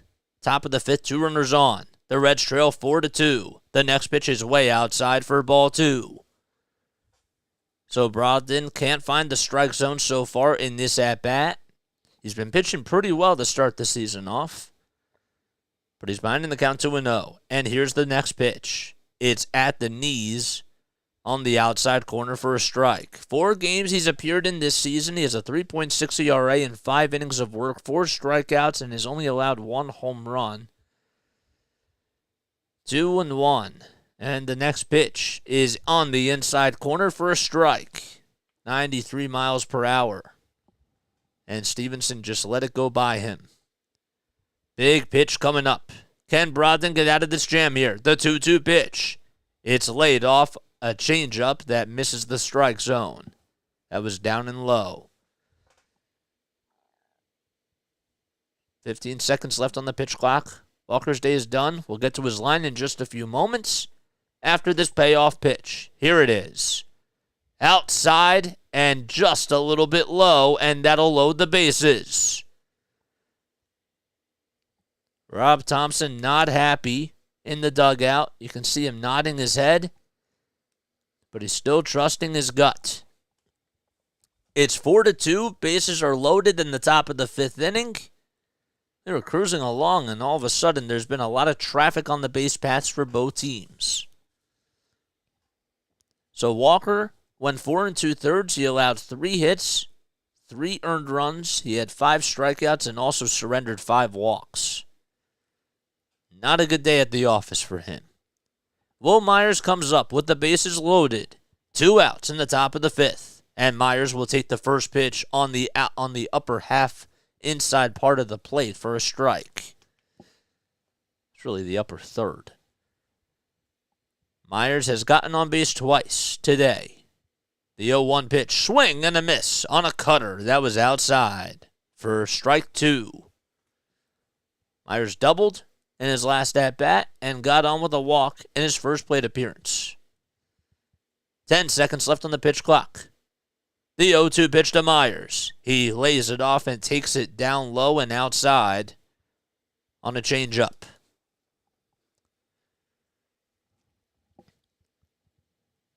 Brogdon with the 10th pitch coming up in just a few moments. Here it is. Swing and a miss.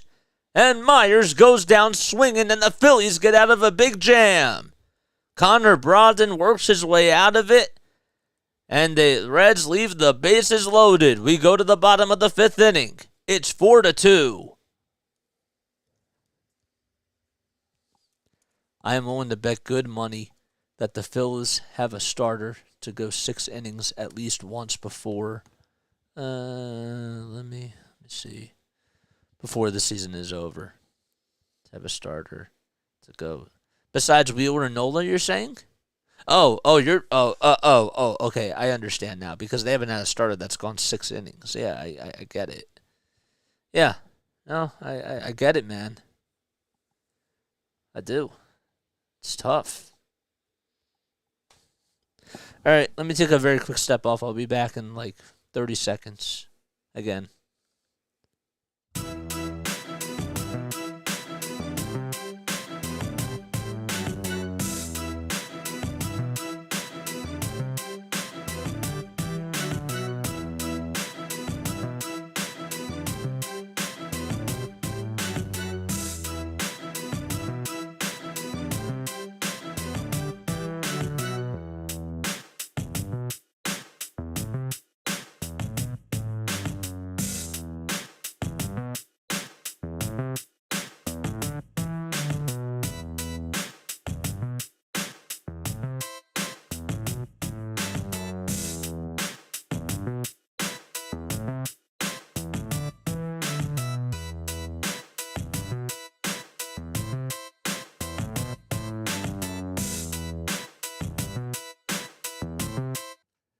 Alrighty, we're back.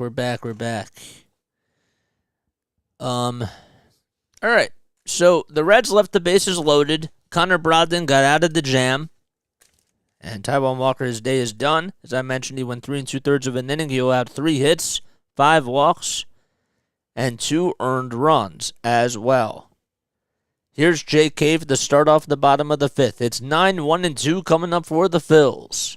Cave grounded into a 5-6-3 double play. Or a 4-6-3 double play, sorry. And here's Jay Cave. The next pitch is downstairs and low for a ball. Gregory Soto warming up in the bullpen once again for the Phils. He will most likely come out there for the 6th inning.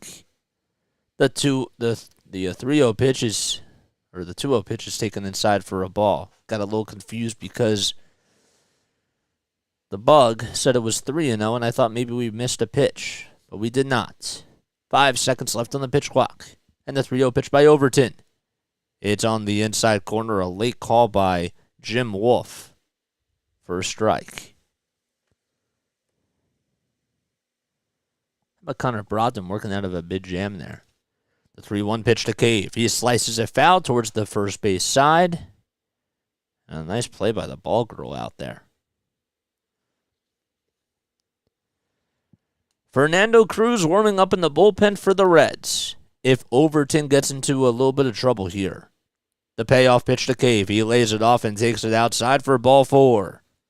A leadoff walk by the Phillies. That is the second walk that they've had today so far, as Kyle Schwarber walked back in the first inning.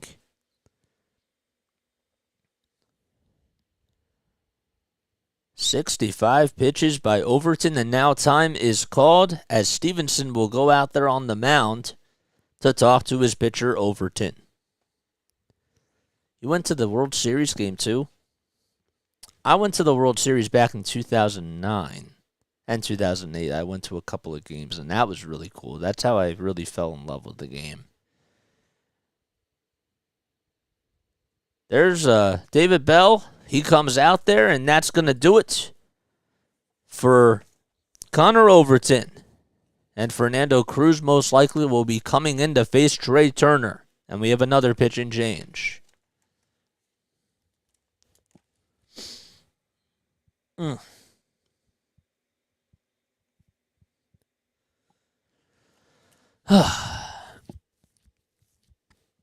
it was just itchy now. Sixers are winning 192 against the Nets. Both teams playing their backups. Is that Patty Mills? I think it is, yeah. I wanted the Phillies to get Patty Mills. Mac McClung running the floor.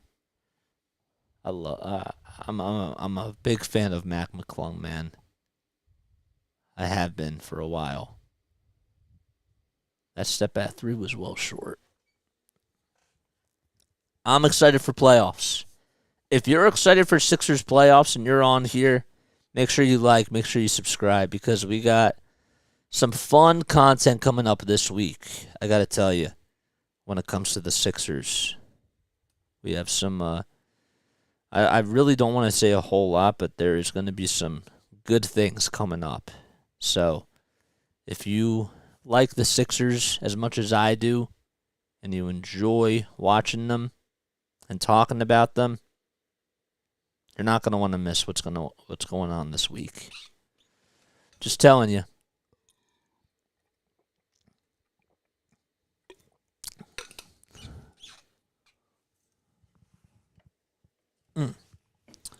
When do playoffs start? They start Friday. I assume that because the Sixers are playing against the Nets, who are not in the play-in tournament, I believe, that they would play Friday. Okay, so Sandy Alcantara will pitch tomorrow for the Marlins, and he'll probably face Matt Strahm.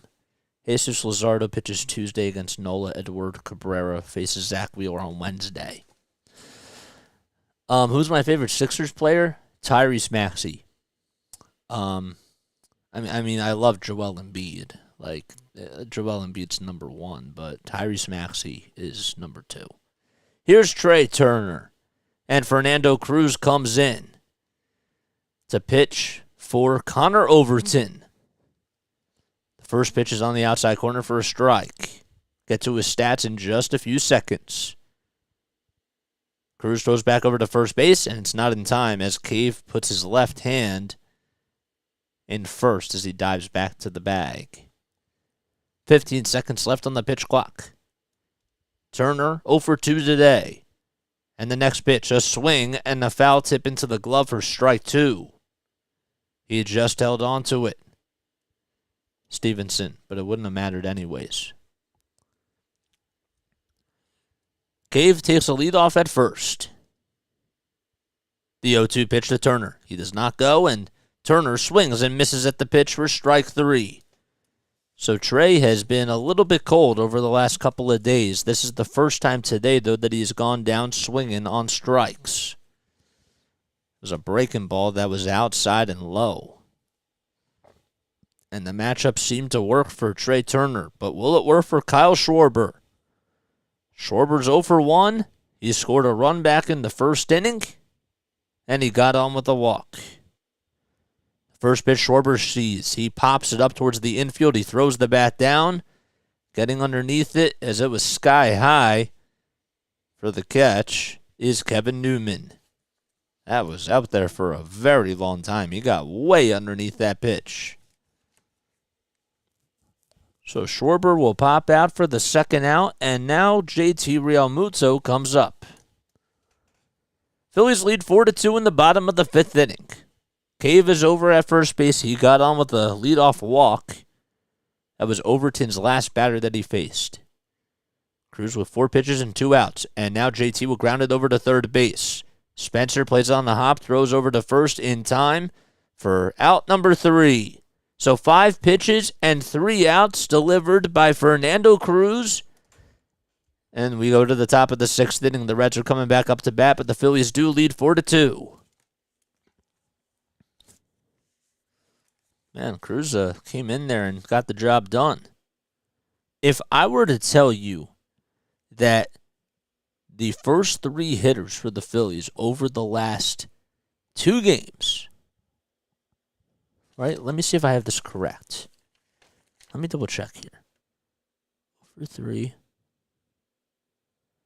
0 for 4, 0 for 4, 0 for 3, 0 for 4, 0 for 4. So that's 0 for 11.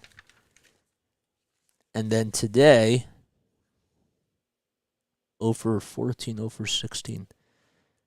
The 1 to 3 hitters over the last 2 days are 0 for 19.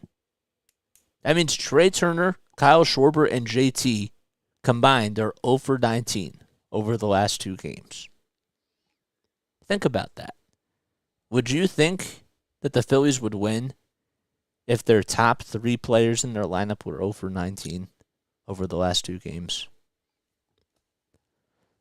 Comment down below. Let me know what your thoughts are. My favorite Sixers player is Tyrese Maxey. It's Joel Embiid and then it's Tyrese Maxey. I'm sorry. I think it's like unanimous that your favorite player has to be Joel Embiid because you just have to admire what he's doing and the fact that he's a big man and he can shoot the ball the way that he does. I've never seen anything like it in my entire life. And I'm only 24 years old. Turning 25 in August. Ugh, man, I'm going to be old. I'm going to be a quarter of a century old. Let's not talk about that. Let's talk about Bryce Harper. Look at him shaking hands out there with John Middleton, giving him a hug as he gets his NL pennant ring from Dave Dombrowski. I cannot wait to call a game when you're up to bat in the pinstripes, my guy. I'm excited. Can't wait for that day. And it might be sooner than expected.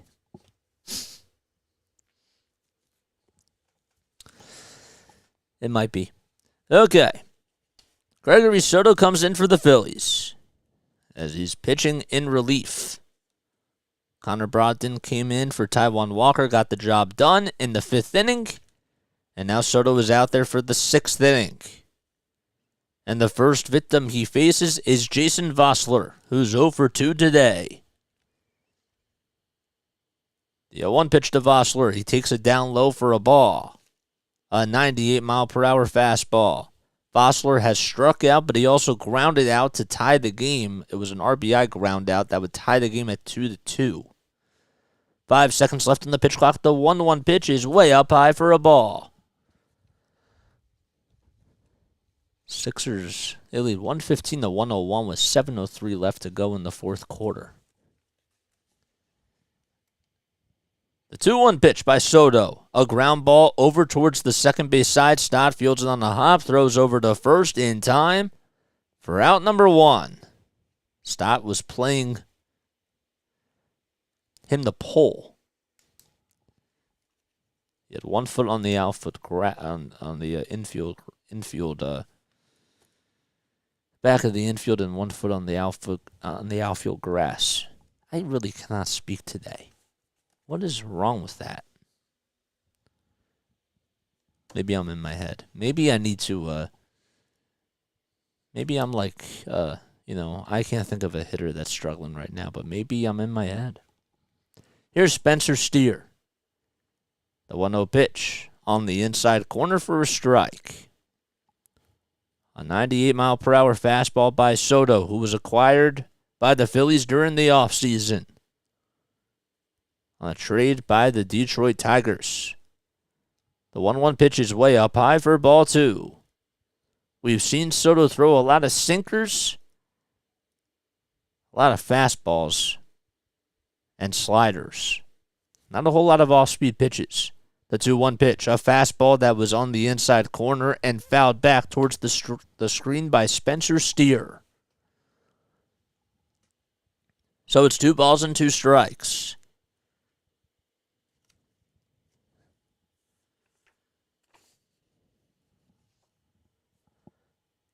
The 2-2 pitch Swing and a miss on a slider at 87 miles per hour. And Soto gets his first strikeout on the day. Steer was thinking he was going to get a fastball and was late on the pitch, as it landed up right at the knees, over the center of the plate. And he goes down swinging for out number 2.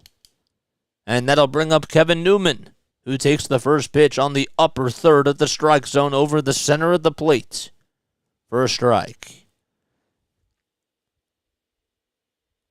Phillies infield playing him at a pretty good depth. The 0-1 pitch. It's taken over the middle of the plate for another strike. Back-to-back sliders thrown by Soto. 5 seconds left on the pitch clock. The 0-2 pitch to Newman. Swing and a foul ball that goes just towards the third base side. I didn't even see the ball where it landed, but it definitely was foul by all means.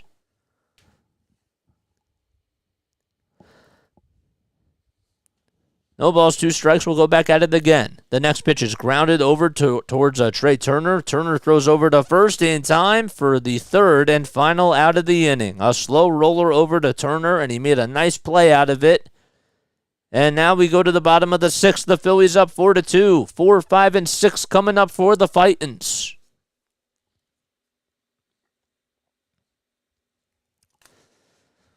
Oof. Oof.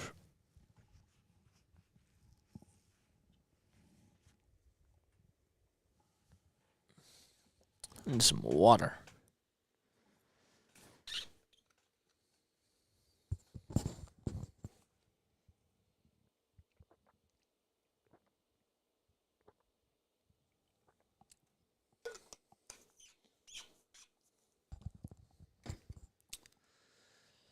Whew.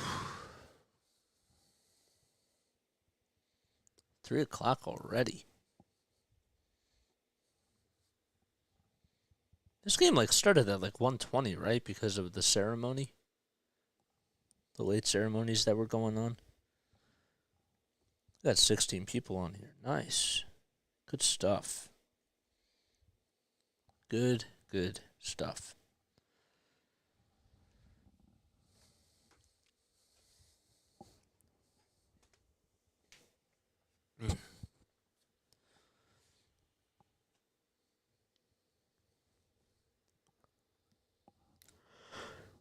That was a good yawn. Sixers up by 17. 6:12 left in the fourth quarter.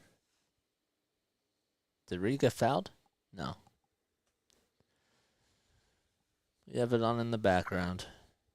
Here we go to the bottom of the 6th inning. Nick Castellanos will be facing Cruz again. Cruz had 5 pitches and got 3 outs in the bottom of the 5th. And Castellanos lays off the first pitch as it was inside for a ball. Nick has doubled today. He got the RBI double back in the 2nd. The 1-0 pitch to Nick. He takes it down low again on a fastball. Castellanos also struck out in the 4th inning as well. 2 balls, no strikes by Cruz and the 2-0 pitch. And Castellanos will ground it over towards the pitcher, and the throw over to first is in time by Cruz. It was a high hopper that was hit back all the way towards Cruz, and Cruz did a good job at being patient with the baseball as it just got into his glove and then threw a dart over to first base to get Castellanos out.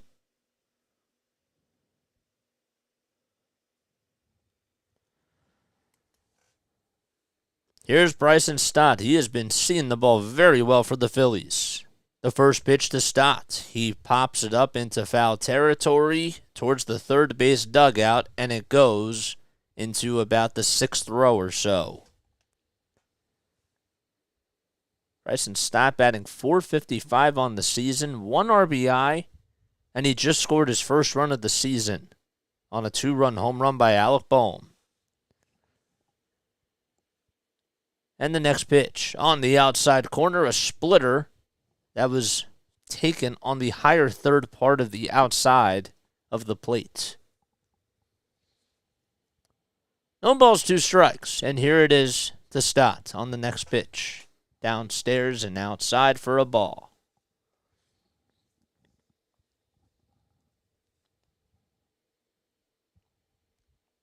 Eight seconds left on the pitch clock to Bryson Stott. Cruz winds up. And the 1-2 pitch to Stott. Way up high, and Stott just gets out of the way of it.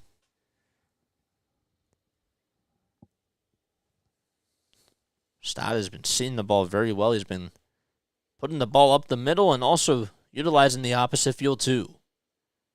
2-2 pitch, swing and a miss. And Bryson Stott goes down for the first time today as he strikes out, and there's 2 outs in the bottom of the 6th inning. And here's Alec Bohm, the man who hit a line drive home run in the bottom of the 4th inning. That was a big shot. Bohm comes up.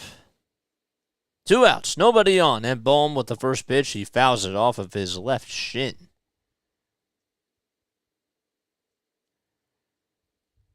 He's batting .333 on the season with a .600 slugging percentage, 2 home runs, and 5 RBI. Cruz has been wheeling and dealing so far for the Reds. The 0-1 pitch to Bohm. Bohm takes it on the outside corner, a 94-mile-per-hour fastball.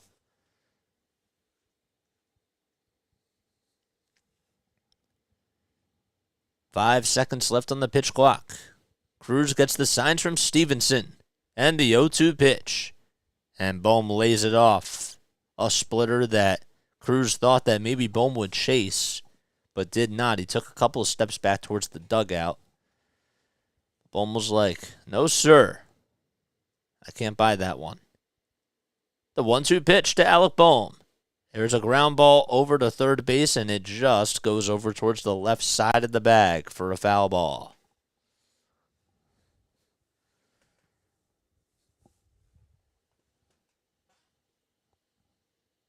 The Reds, before the series, they split the series with the Chicago Cubs, as the last game of the series got rained out. And that will be made up sometime in September. And then the first game of this series, which was played on Thursday, supposed to be, was postponed. They started it on Friday. The 1-2 pitch to Bohm. Just a little bit outside. A good take by Bohm. And it's a 2-2 count. But the point being is that ever since then, the Reds were off to a hot start, and they've lost 2 straight games to the Phils. The 2-2 pitch. Bohm lays it off on a splitter that was outside and low. And he's worked his way back up to a 3-2 count. Cruz is having a hard time getting Bohm out. 5 seconds left on the pitch clock. And here's the 3-2 pitch to Bohm.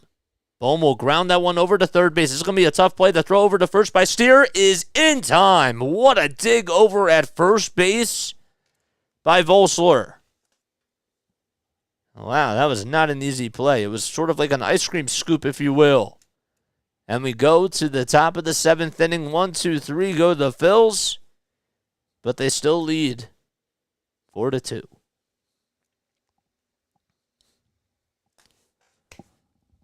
Nice.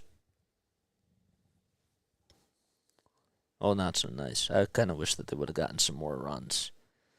But yeah, the running on the base pass, dude, that has to get a lot better. Because Marsh can't be doing those like little things, man. I can't have him making mistakes on those base paths.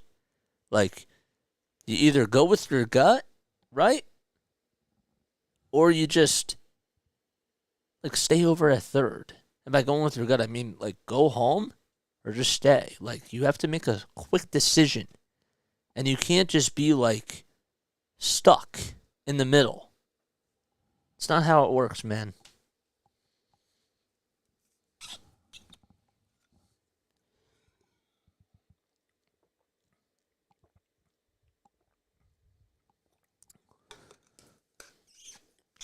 It's just not how it works.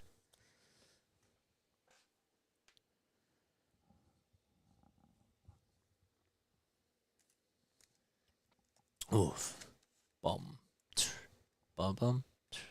Bum bum. I like these music choices that I came with on here.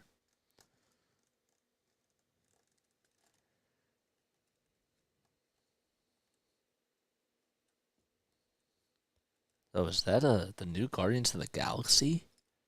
Oh, that looks so good. I gotta see that. Gamora's back? What? I thought she died. Oh man, okay, well, now I gotta see it. That was in the trailer, so.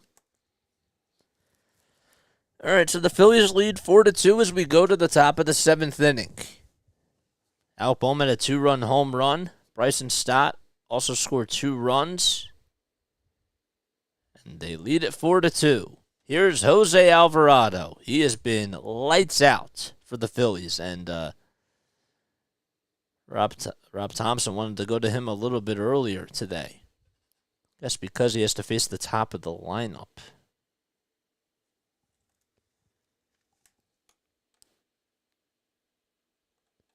Yep. Alvarado first pitch is inside and low for a ball. He is, I believe he's struck out like the last 7 batters that he's faced. And Stuart Fairchild comes up to pinch hit. The 1-0 pitch, swing and a miss on a 98-mile-per-hour fastball. Struck out 8 of first 10 batters faced this season. Yeah, 6 in a row, I believe. The 1-1 pitch on the inside corner for a strike. I know that he struck out the side twice in his last 2 outings. Fairchild batting in the 9th spot for Benson. The 1-2 pitch to Fairchild. He takes it down low for a ball. Kevin Herget is warming up in the bullpen for the Cincinnati Reds and will most likely go out there for the bottom of the 7th inning. The 2-2 pitch. And it's fouled off towards the first base side. 100 miles per hour on the gun for Alvarado. Fairchild has been a piece that David Bell has liked to go to off the bench. 2 balls, 2 strikes, and the 2-2 pitch. Swing and a miss. A strikeout by Jose Alvarado to start off the top of the 7th inning. It was a low fastball. Had some great movement on it. Good English, if you will. Here's Jonathan India. The first pitch is taken up high and way inside.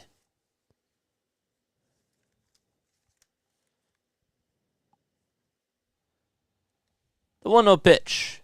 Right at the knees, over the middle of the plate for strike 1. A 100-mile-per-hour fastball. He has reached triple digits a lot this season. The 1-1 pitch, that is lined foul towards right field.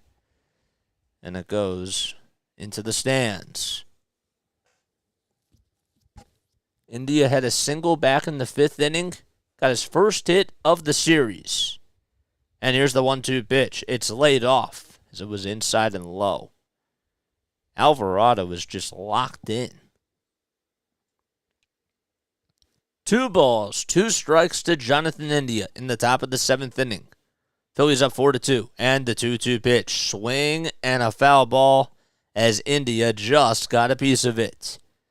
It was going towards the dirt, and luckily India was able to just foul it off for his sake. Alvarado gets the signs from JT.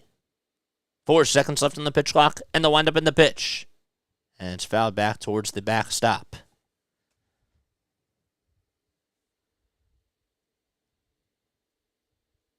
Alec Bohm is holding on to that left wrist. He was seen doing that during the inning change, so keep an eye on that. The 2-2 pitch. Swing and a miss on a high fastball that was outside of the strike zone. And that is now 8 straight strikeouts for Jose Alvarado. And India goes down swinging. Man, he could not catch up to the 99-mile-per-hour fastball. Here's Friedel. Friedel takes the first pitch at the knees for a strike. A fastball at 96 miles per hour. Friedel walked back in the fourth and scored a run. The 0-1 pitch. He does not get the call that time as it was a little bit more inside. Phillies fans are hoping that the Phils can sweep the Reds here. The 1-1 pitch to Friedel. Downstairs and outside. They won the first game.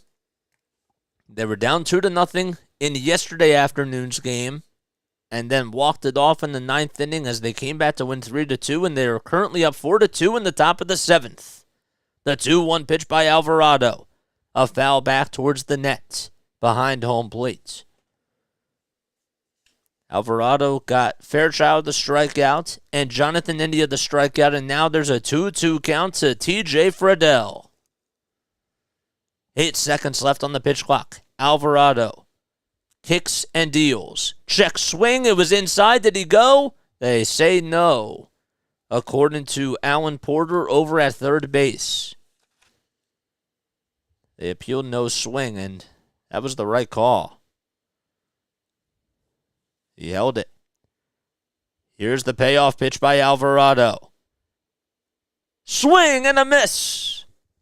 And he got him on the fastball right at the knees.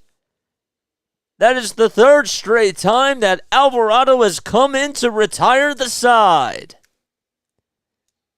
To strike out the side. And we go to the bottom of the 7th inning. Wow. All right. He knew that as soon as he painted that corner that he got it. All right. I'm going to take a very quick step off. I need to take a little break. I will be right back, though.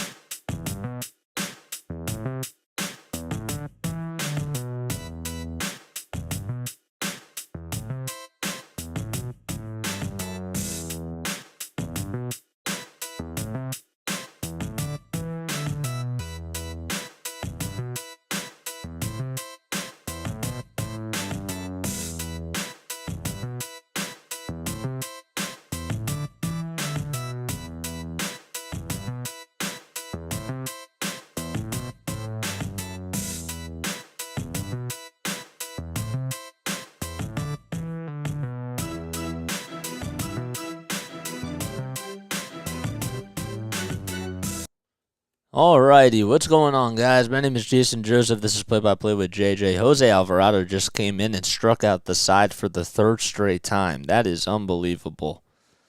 And it was funny because they said there was a stat that was shown on NBC Sports Philadelphia that the last time a relief pitcher had 8 strikeouts that struck out what was it? It was struck out the first 8 out of the 10 batters that he faced was back in 1963 for the Phillies.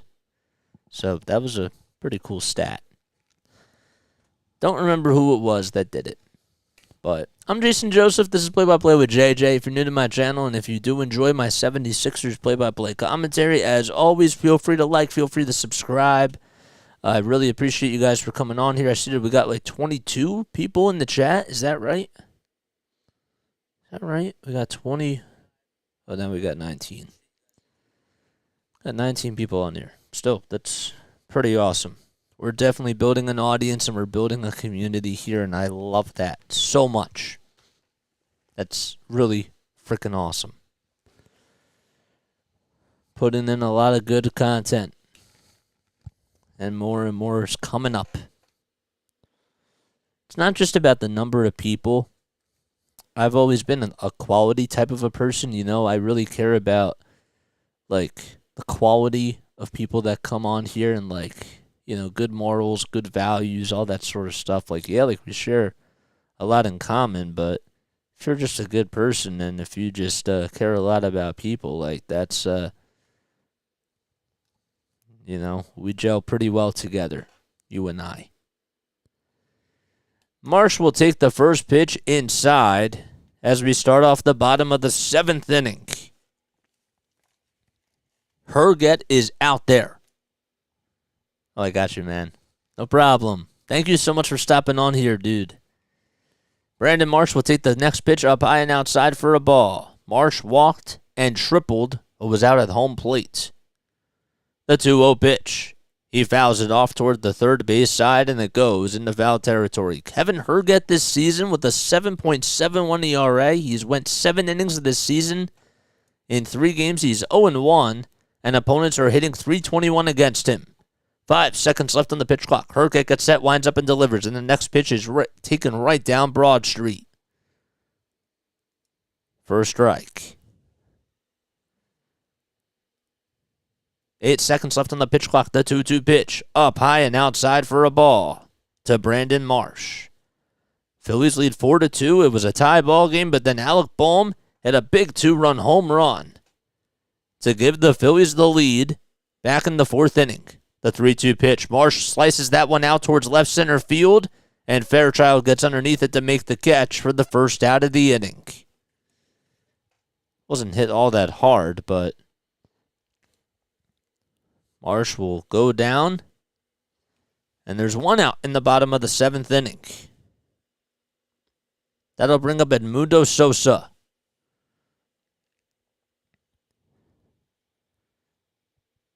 First pitch in this at-bat. Sosa checks his swing as the ball was down low. They appeal, and I couldn't necessarily see it. Oh, they say no swing. Camera showed it pretty late. The 1-0 pitch to Sosa. Sosa slices that one out to center field. This has a chance. And coming in to make the nice running catch is TJ Friedel. I thought maybe it was going to drop in for a base hit. Friedel decided not to dive for it. And Friedel on the run right towards home plate made a not-so-easy catch. And there's out number 2. 2 quick outs to start off the bottom of the 7th inning. And Jake Cave, who got on with a walk in this last plate appearance, comes up. Herget winds up and delivers the first pitch. It's on the outside corner, a 94-mile-per-hour fastball that Cave takes all the way. Cave is 0 for 1 in the game so far, batting .133 on the season with 1 RBI. The next pitch almost hit his foot. It was way inside. Sixers won 134-105. Good for them on the last day of the regular season. The 1-1 pitch to Cave. A foul ball that ended up ricocheting off of his left foot. He seems to be okay. So it makes it 1 ball, 2 strikes. Nobody on in the bottom of the 7th inning. 2 outs for the Phils, but they lead 4-2. Cave gets back in the batter's box. 8 seconds left on the pitch clock, and the 1-2 pitch is way up high and outside for ball 2. Herget has been throwing a lot of fastballs so far today in this inning. The 2-2 pitch. It just catches the upper third of the strike zone, and it's called strike 3. And that'll do it. So Jake Cave gets caught looking at a 75-mile-per-hour pitch, And the Phillies go down in order, 1, 2, 3. And we go to the top of the 8th inning. Phillies still up, though, 4-2. I don't know what Cave was looking at there. Maybe he was, according to my grandma, she would say, maybe he was waiting for the Messiah to come. I don't know. I can be I'm funny, man. I crack myself up sometimes. I don't know why. I get a kick out of myself. Somebody told me when I was in high school, Jason, you could literally be a comedian at your own show, and yet if nobody was in the audience, you would still laugh at your own jokes. And he's not wrong. He's not wrong. He's not wrong at all. Let me take a sip of water.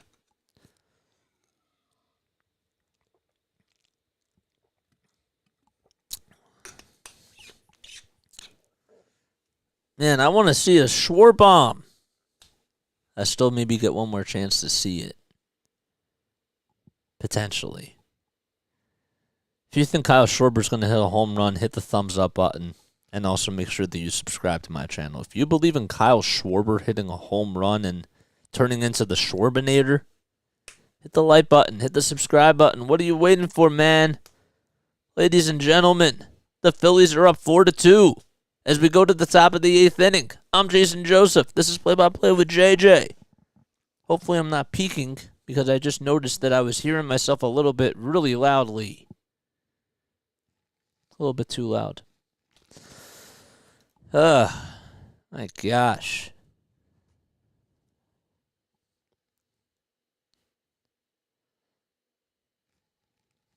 All right. I'm ready. I'm ready for this 8th inning. So who's leading it off? Let's go back to the score sheet. I believe it's going to be Stevenson, right? Nope, it's going to be Fraley. Yep. So 3, 4, and 5 coming up for the Cincinnati Reds to start off the top of the 8th inning. Now I probably should turn myself back up a little bit. Okay. So Craig Kimbrell comes in to the ball game. And the first pitch he throws is a fastball that was just fouled off by Fraley. Fraley has gotten on base twice. He has walked in the first inning and then the 5th inning. He also struck out in the 4th. The 0-1 pitch by Kimbrell. A knuckle curve that was fouled off toward the first base side, and it goes into the dugout. Fraley has 1 home run this season. He's batting .278 along with 5 RBI. So it's no balls, 2 strikes. Kimbrell with the 0-2 pitch. Inside and high. A 95-mile-per-hour fastball. And it just misses for a ball.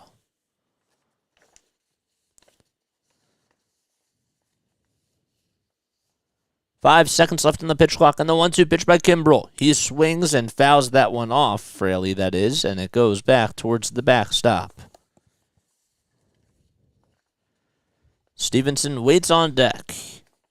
He's catching behind the plate this afternoon for the Reds. The 1-2 pitch to Fraley. He grounds it foul towards the first base side. He stays alive with the knuckle curve. And Kimbrell thought maybe he was going to fool him, but he did not. There's Freddie Benavides, who took over as the manager. He's the bench coach for the Reds. He took over for Friday's game because David Bell was out with medical issues, but he seems to be fine. Next pitch was inside and low. And it's a 2-2 count. Top of the 8th inning, the Phillies lead 4-2 against the Cincinnati Reds, and they're trying to sweep them. Back to Cincinnati. The 2-2 pitch. There's a high fly ball out to center field. Marsh races back to the track and backpedals his way to make the catch for the first out. So Fraley goes down again. He is 0 for 2 on the day. He flew out to center field. Tyler Stevenson, who's batting .393 on the season, he has been a hitting machine for the Cincinnati Reds. He comes back up. He had a big RBI single earlier in the game. And he takes the first pitch at the knees, 94 miles per hour from Craig Kimbrell. And it's an 0-1 count. The tying run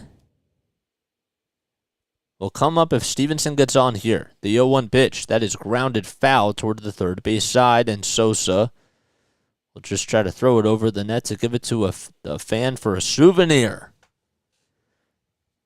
That fan made a nice catch. That was nice.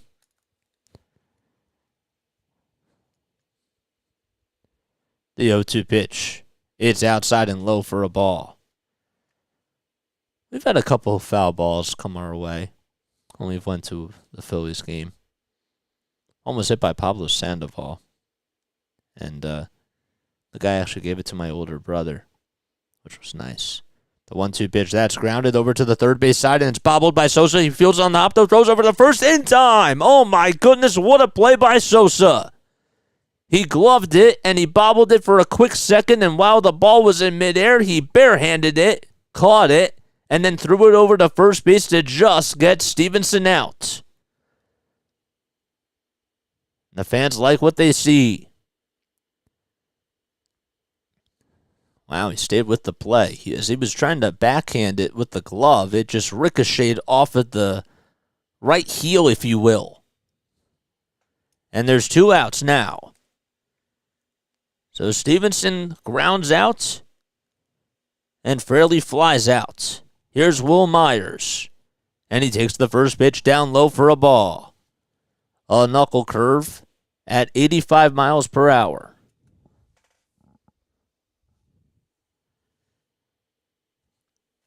Phillies up 4-2 in the top of the 8th inning. The 1-0 pitch to Myers. That is way outside, and JT did a good job at just sniping that baseball.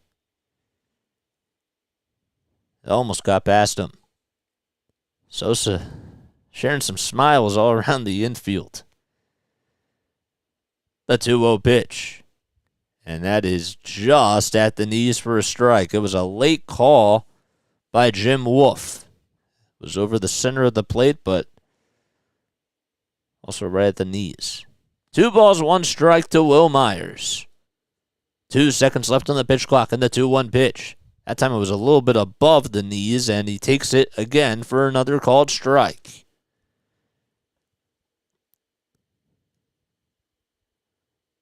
Reds down to their final 4 outs. 5 seconds left on the pitch clock, and the 2-2 pitch by Kimbrell.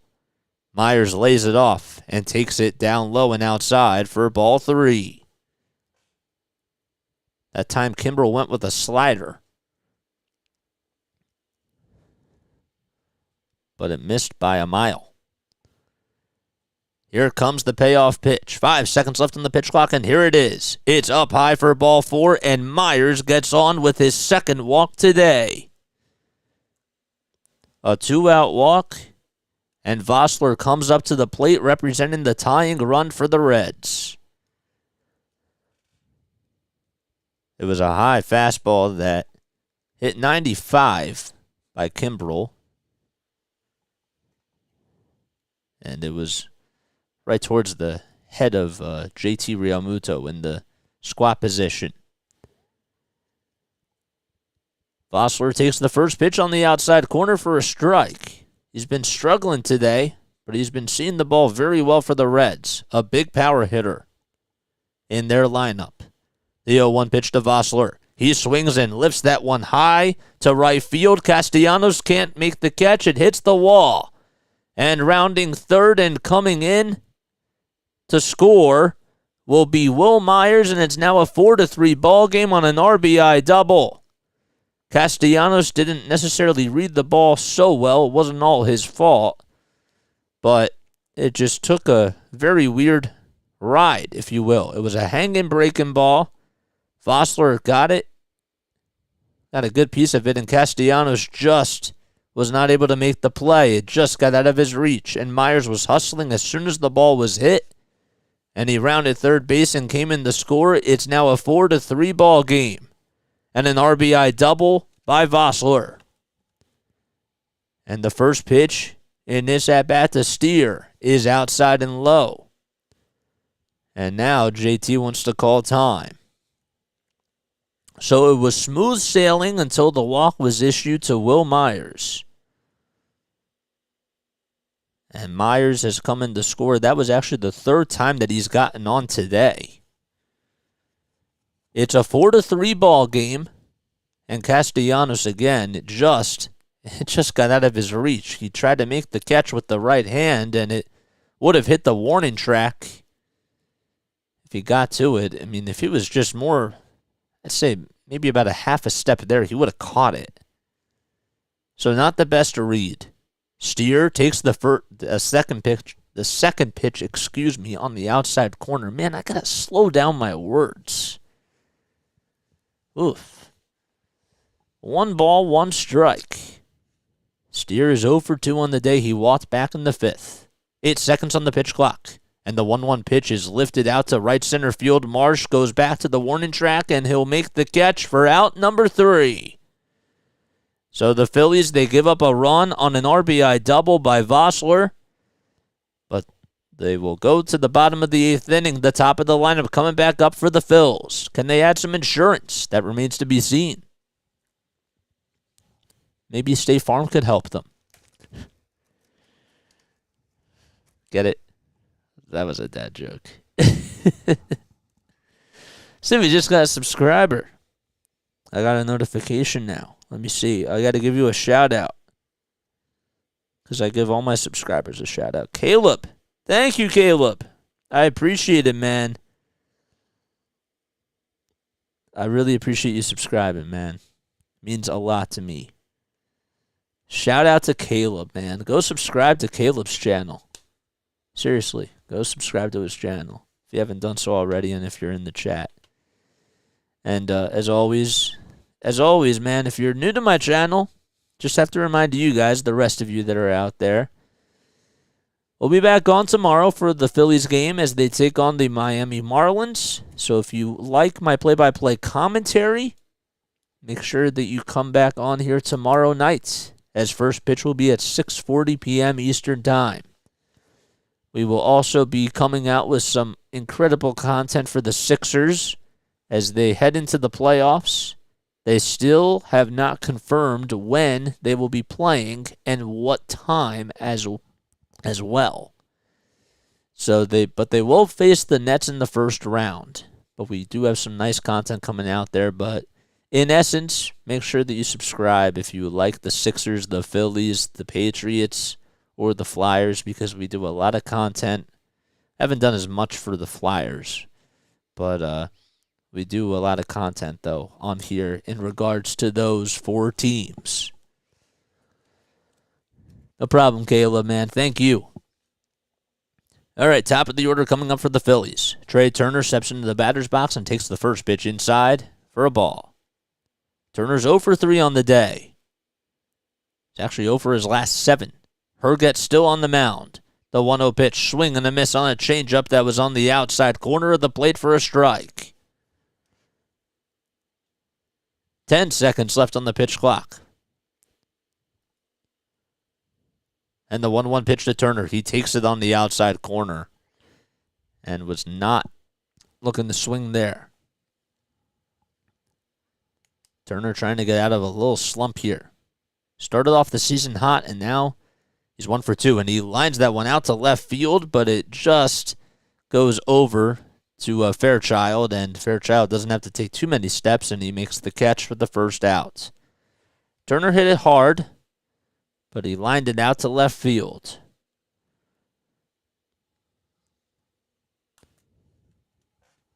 Look at those Philly Fanatic shoes. Man, those are like Philly Fanatic Easter shoes. They have the Easter Bunny and a pink heel and some blue on it as well. That's really cool, man.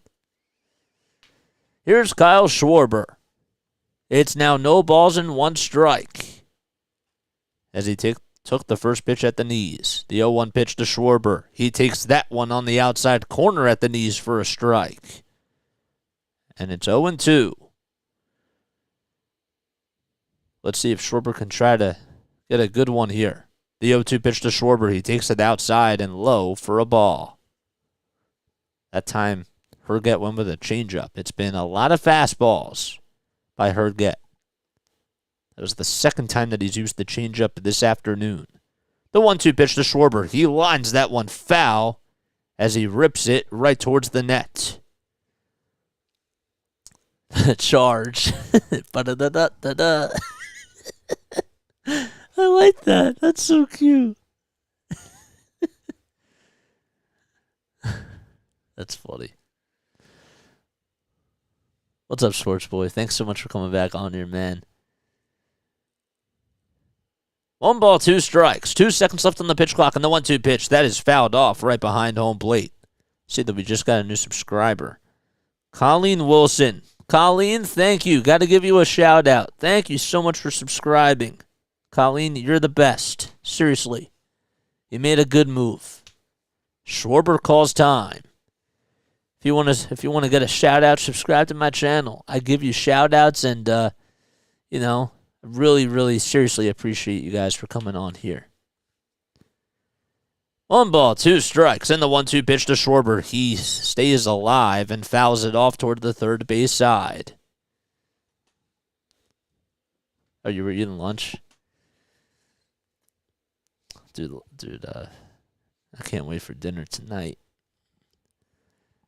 Herget is getting set. Gets the signs from Stevenson. 3 seconds left on the pitch clock, and here's the delivery. And Schwarber lines that one over the third baseman's head into left field. It goes right towards the line. Fairchild throws over to second base, draws the throw, and Schwarber is going to be caught in the rundown. India makes the tag, and Schwarber is out at second base. That's the 4th time today that the Phillies have not done such a good job on the base paths. That is absolutely disturbing. Schwarber was rounding first base, and he held up, and he was just like, damn, I'm in a rundown now. And he got called out. So that'll be scored as a single, and that's the 4th time today that the Phillies have been caught in some sort of base jam, if you will. So now there's nobody on with 2 outs in the bottom of the 8th inning, and JT comes up. He took the first pitch outside for a ball, and the next pitch is fouled off behind home plate. I don't know what he was doing. And my mistake, I stand corrected. 3 runners have been thrown out today on the bases that have gone against the Phillies. Next pitch is down low for a ball. It hits the dirt, and it was gloved by Stevenson. It's those types of things that are just rally killers. Hitting the baseball is one thing, but, you got to be smart on the paths. JT fouls that one towards the first base side. It was a slow dribbler, and it's now a 2-2 count.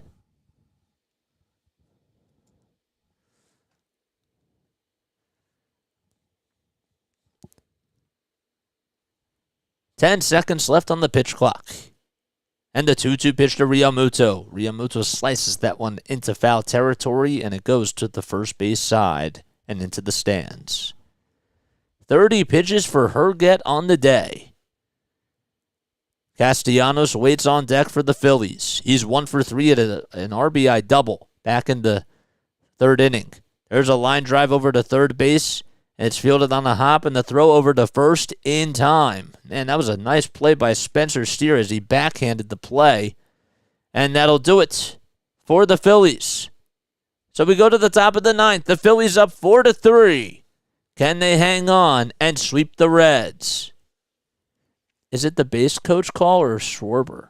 See, that's the thing, because that's like the 3rd time today that this has happened. And it was Brandon Marsh first first it was Schwarber that came in to score, and then Castellanos was trying to come in for an inside the park home run, if you will, and then got gunned out at home plate and was caught as a dead fish there. So I just think that it has to, part of it has to be the coaching staff, but also just the other part of it too is just on the players. You know? Like, that just can't be happening. Marsh did it again. Castellanos did it, and Schwarber, I literally saw him mouth damn as soon as he got caught into that rundown. He took a wide turnover at first and was out at second base. Yes, make sure that you know, just as Icy Bucket said, it is such a cool name. I really like that. Make sure you subscribe, hit the thumbs up button. See, we got a new subscriber. I did not get a notification as to who it was, but if you want to shout yourself out, be sure to do that in the chat, because then I'll give you a shout out.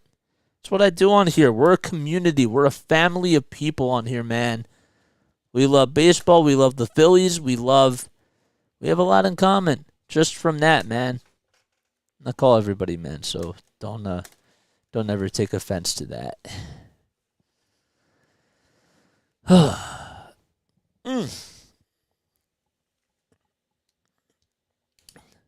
So that was a 5-3 put out. Oh yeah, I also keep score.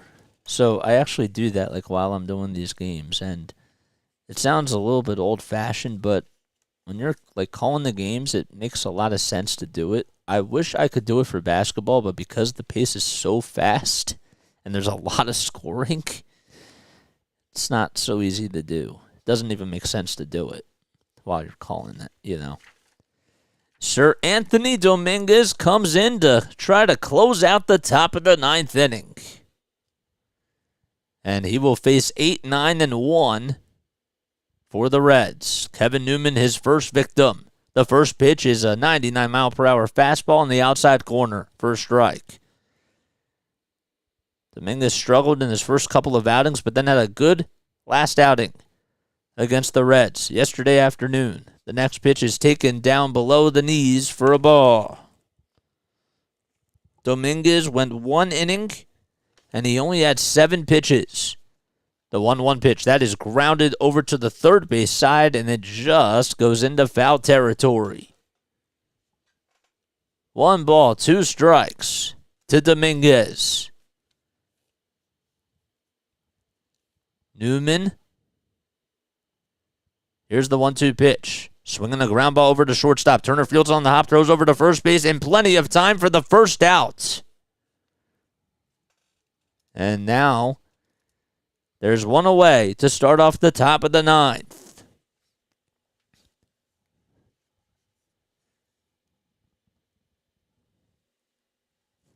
So Newman grounds out over to shortstop. And now Fairchild comes up. He struck out in the 7th inning. He ended up pinch hitting for Will Benson. And the first pitch, he takes it down low for a ball. 99 miles per hour. 10 seconds left on the pitch clock. The 1-0 pitch by Dominguez. It's inside, and it almost hit Fairchild.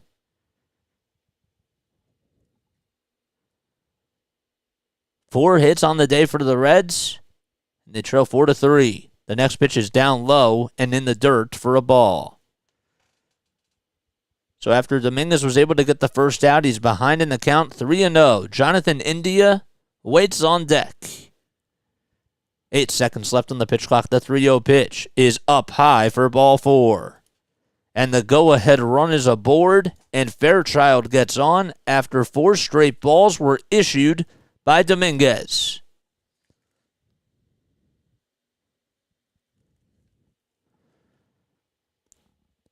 And Jonathan India is 1 for 4. He's singled back in the 5th inning. He comes up. And the first pitch to India. He grounds that one foul towards the third base side.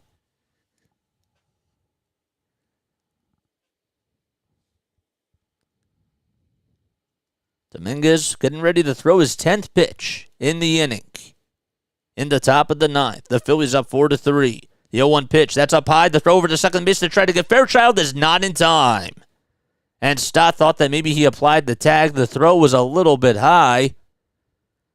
And now the Phillies are going to see if they should review it here. Let's see. Oh, that was actually pretty close when you look at the replay. But they're going to say that he got in, and they're not going to challenge it here. So 1 ball, 1 strike. The double play depth is over. India takes the next pitch outside and low for a ball.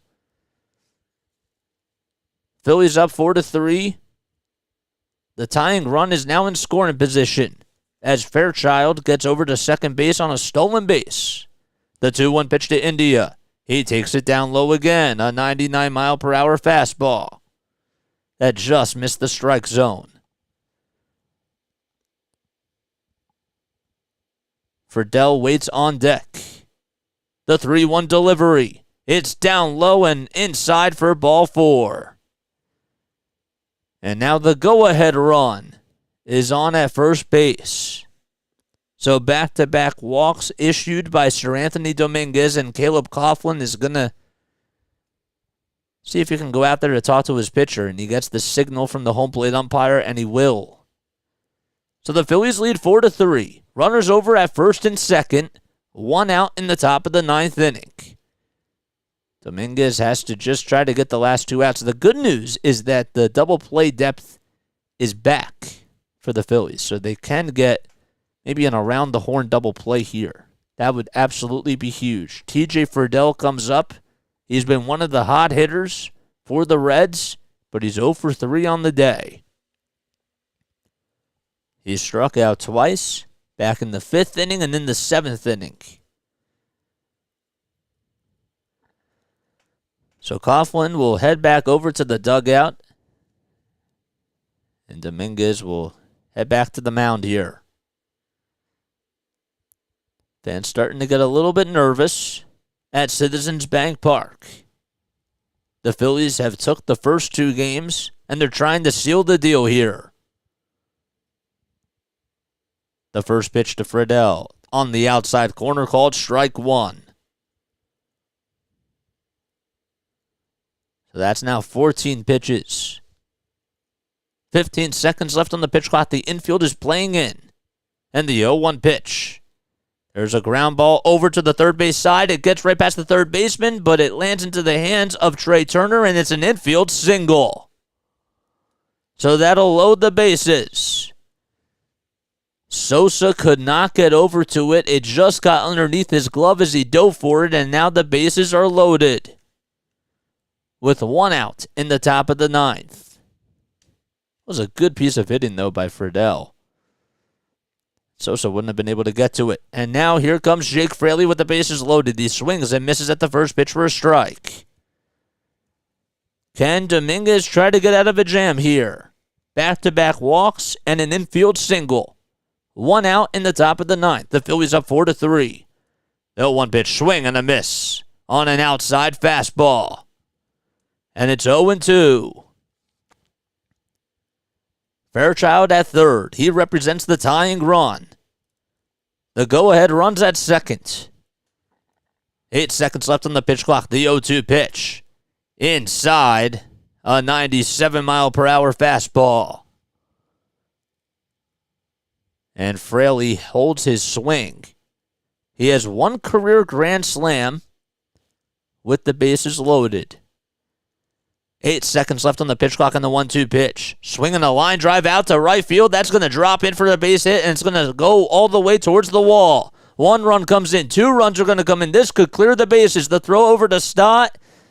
And now, just like that, it's a 6-4 ball game. It's a bases clearing double for Jake Fraley. And the Reds have come back to take the lead. 6-4 with 1 out in the top of the 9th inning.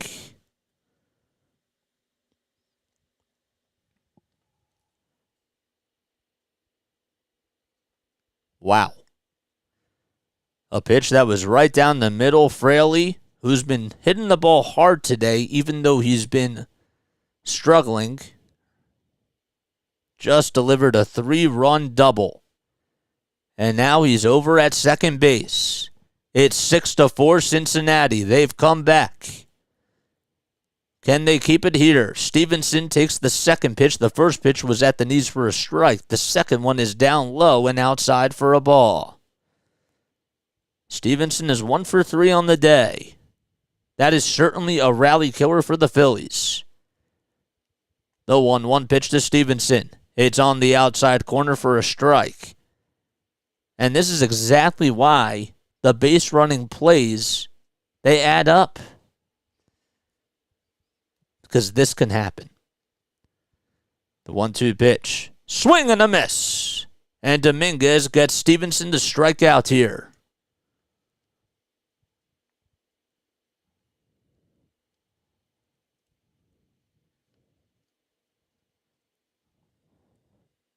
So here comes Will Myers now. Myers will lift the first pitch foul as it goes out of play behind home plate.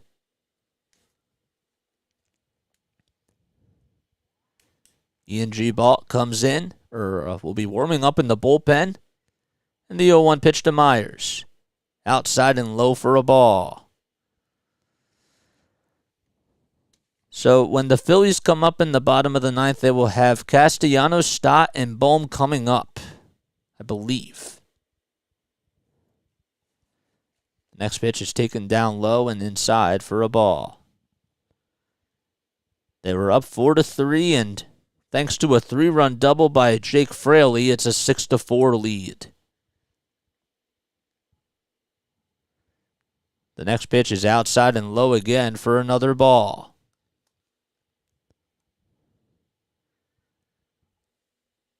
Vossler waits on deck. Well, actually, they're going to pinch hit Barrero in for Vossler. That's the substitution that they're going to make. And the 3-1 pitch. It's lined foul towards the right field side. And now it's a full count.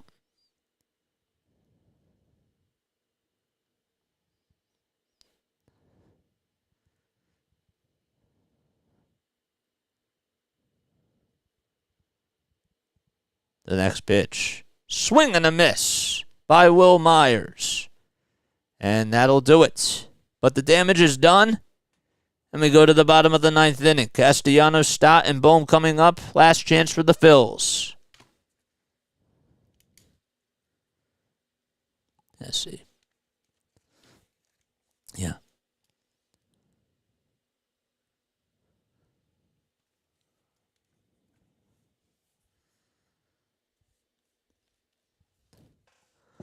All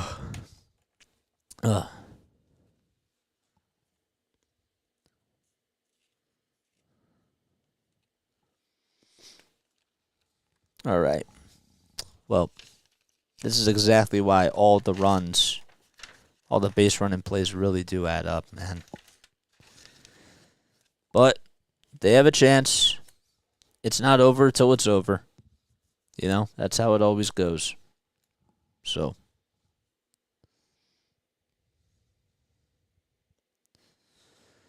How many people we got on here?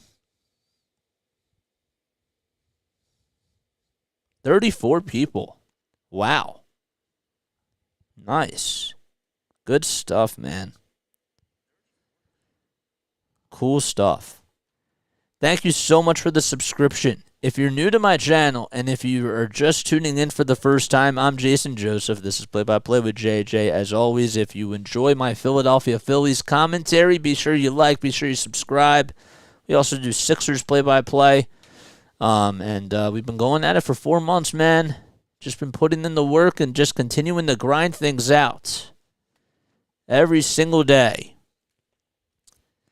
So in case you're just joining us, the Phillies were up 4-3, and then thanks to a bases clearing double by Jake Fraley, the Phillies trail 6-4. It was a 3-run double in the ninth inning given up by Sir Anthony Dominguez. But the game's not over. The good news is that G-Ball is coming out there, and the Phillies ended up coming back to win in the ninth inning yesterday. And they beat him. Do they have some magic left in them? 3 runs were scored by the Reds, and 4, 5, and 6 is coming up for the Phils. It's over. Castellanos with the first pitch. He takes it on the inside corner for a strike. Castellanos is 1 for 3 on the day. He had an RBI double back in the first. The next pitch is down low and outside for a ball. G-Ball threw an off-speed pitch. 10 seconds left on the pitch clock. And the 1-1 pitch to Castellanos. Castellanos takes it down low again. And that's another ball. 2 balls, 1 strike to Nick Castellanos. On deck is Bryson Stott. The 2-1 pitch to Castellanos. He takes it right at the knees over the center of the plate for a strike. 95 miles per hour.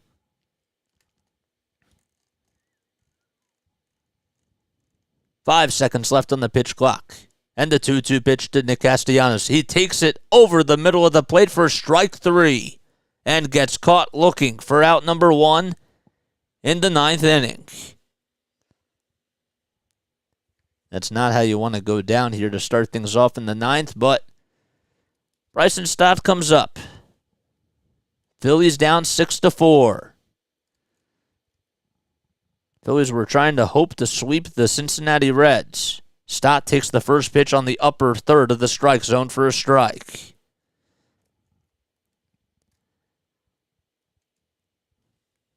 Bryson Stott is 2 for 3 on the day. And the 0-1 pitch, it's in the dirt for a ball. A changeup at 87 miles per hour. Stott batting .441 on the season. The Phillies trail 6-4 in the bottom of the 9th inning. And here's the 1-1 pitch. Stott fouls it off towards the first base side. And it's a 1-2 count.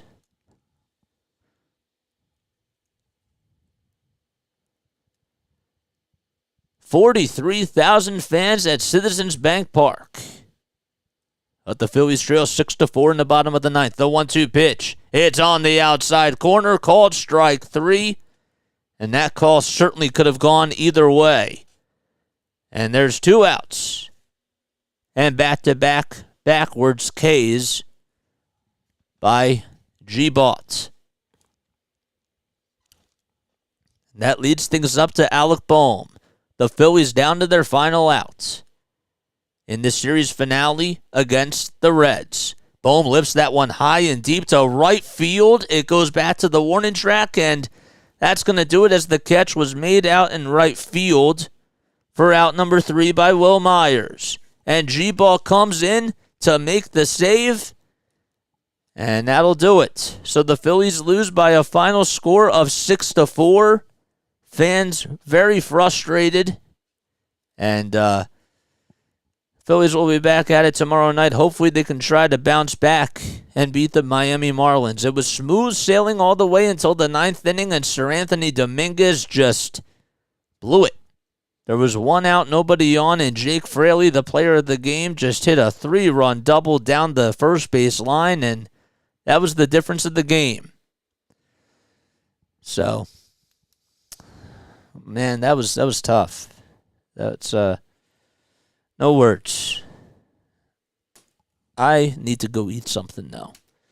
But I just wanted to say, first of all, for those of you that came in, thank you all so much for coming in and tuning in. It means a lot to me. If you're new to my channel, make sure that you like, make sure you subscribe, as always. And man, we'll be back on here tomorrow night. Hopefully they can bounce back. That was a really tough loss. I'm not gonna lie. I kind of have to let that one sink in for a little bit. But to me, I look at it from so many different perspectives. It goes back to the base running, in my opinion. While, yes, the bullpen was bad. Sir Anthony Dominguez didn't do so well. Taijuan Walker didn't have such a good outing. And it goes to that, too. But you cannot be making these base running mistakes. It came back to bite you. And I want to emphasize that because that has to play a really big factor into why they lost today. They could have gotten more runs. So, all right, that's going to wrap things up here. I'm Jason Joseph. This is Play by Play with JJ. I hope you all have yourselves a great rest of your afternoon. Happy Easter, everybody. I know it's not what everyone anticipated on being for this ball game. At least the Sixers won. But we'll be back at it tomorrow night at 6:40 p.m. Eastern Time, and I will catch you all on the next one. Peace out.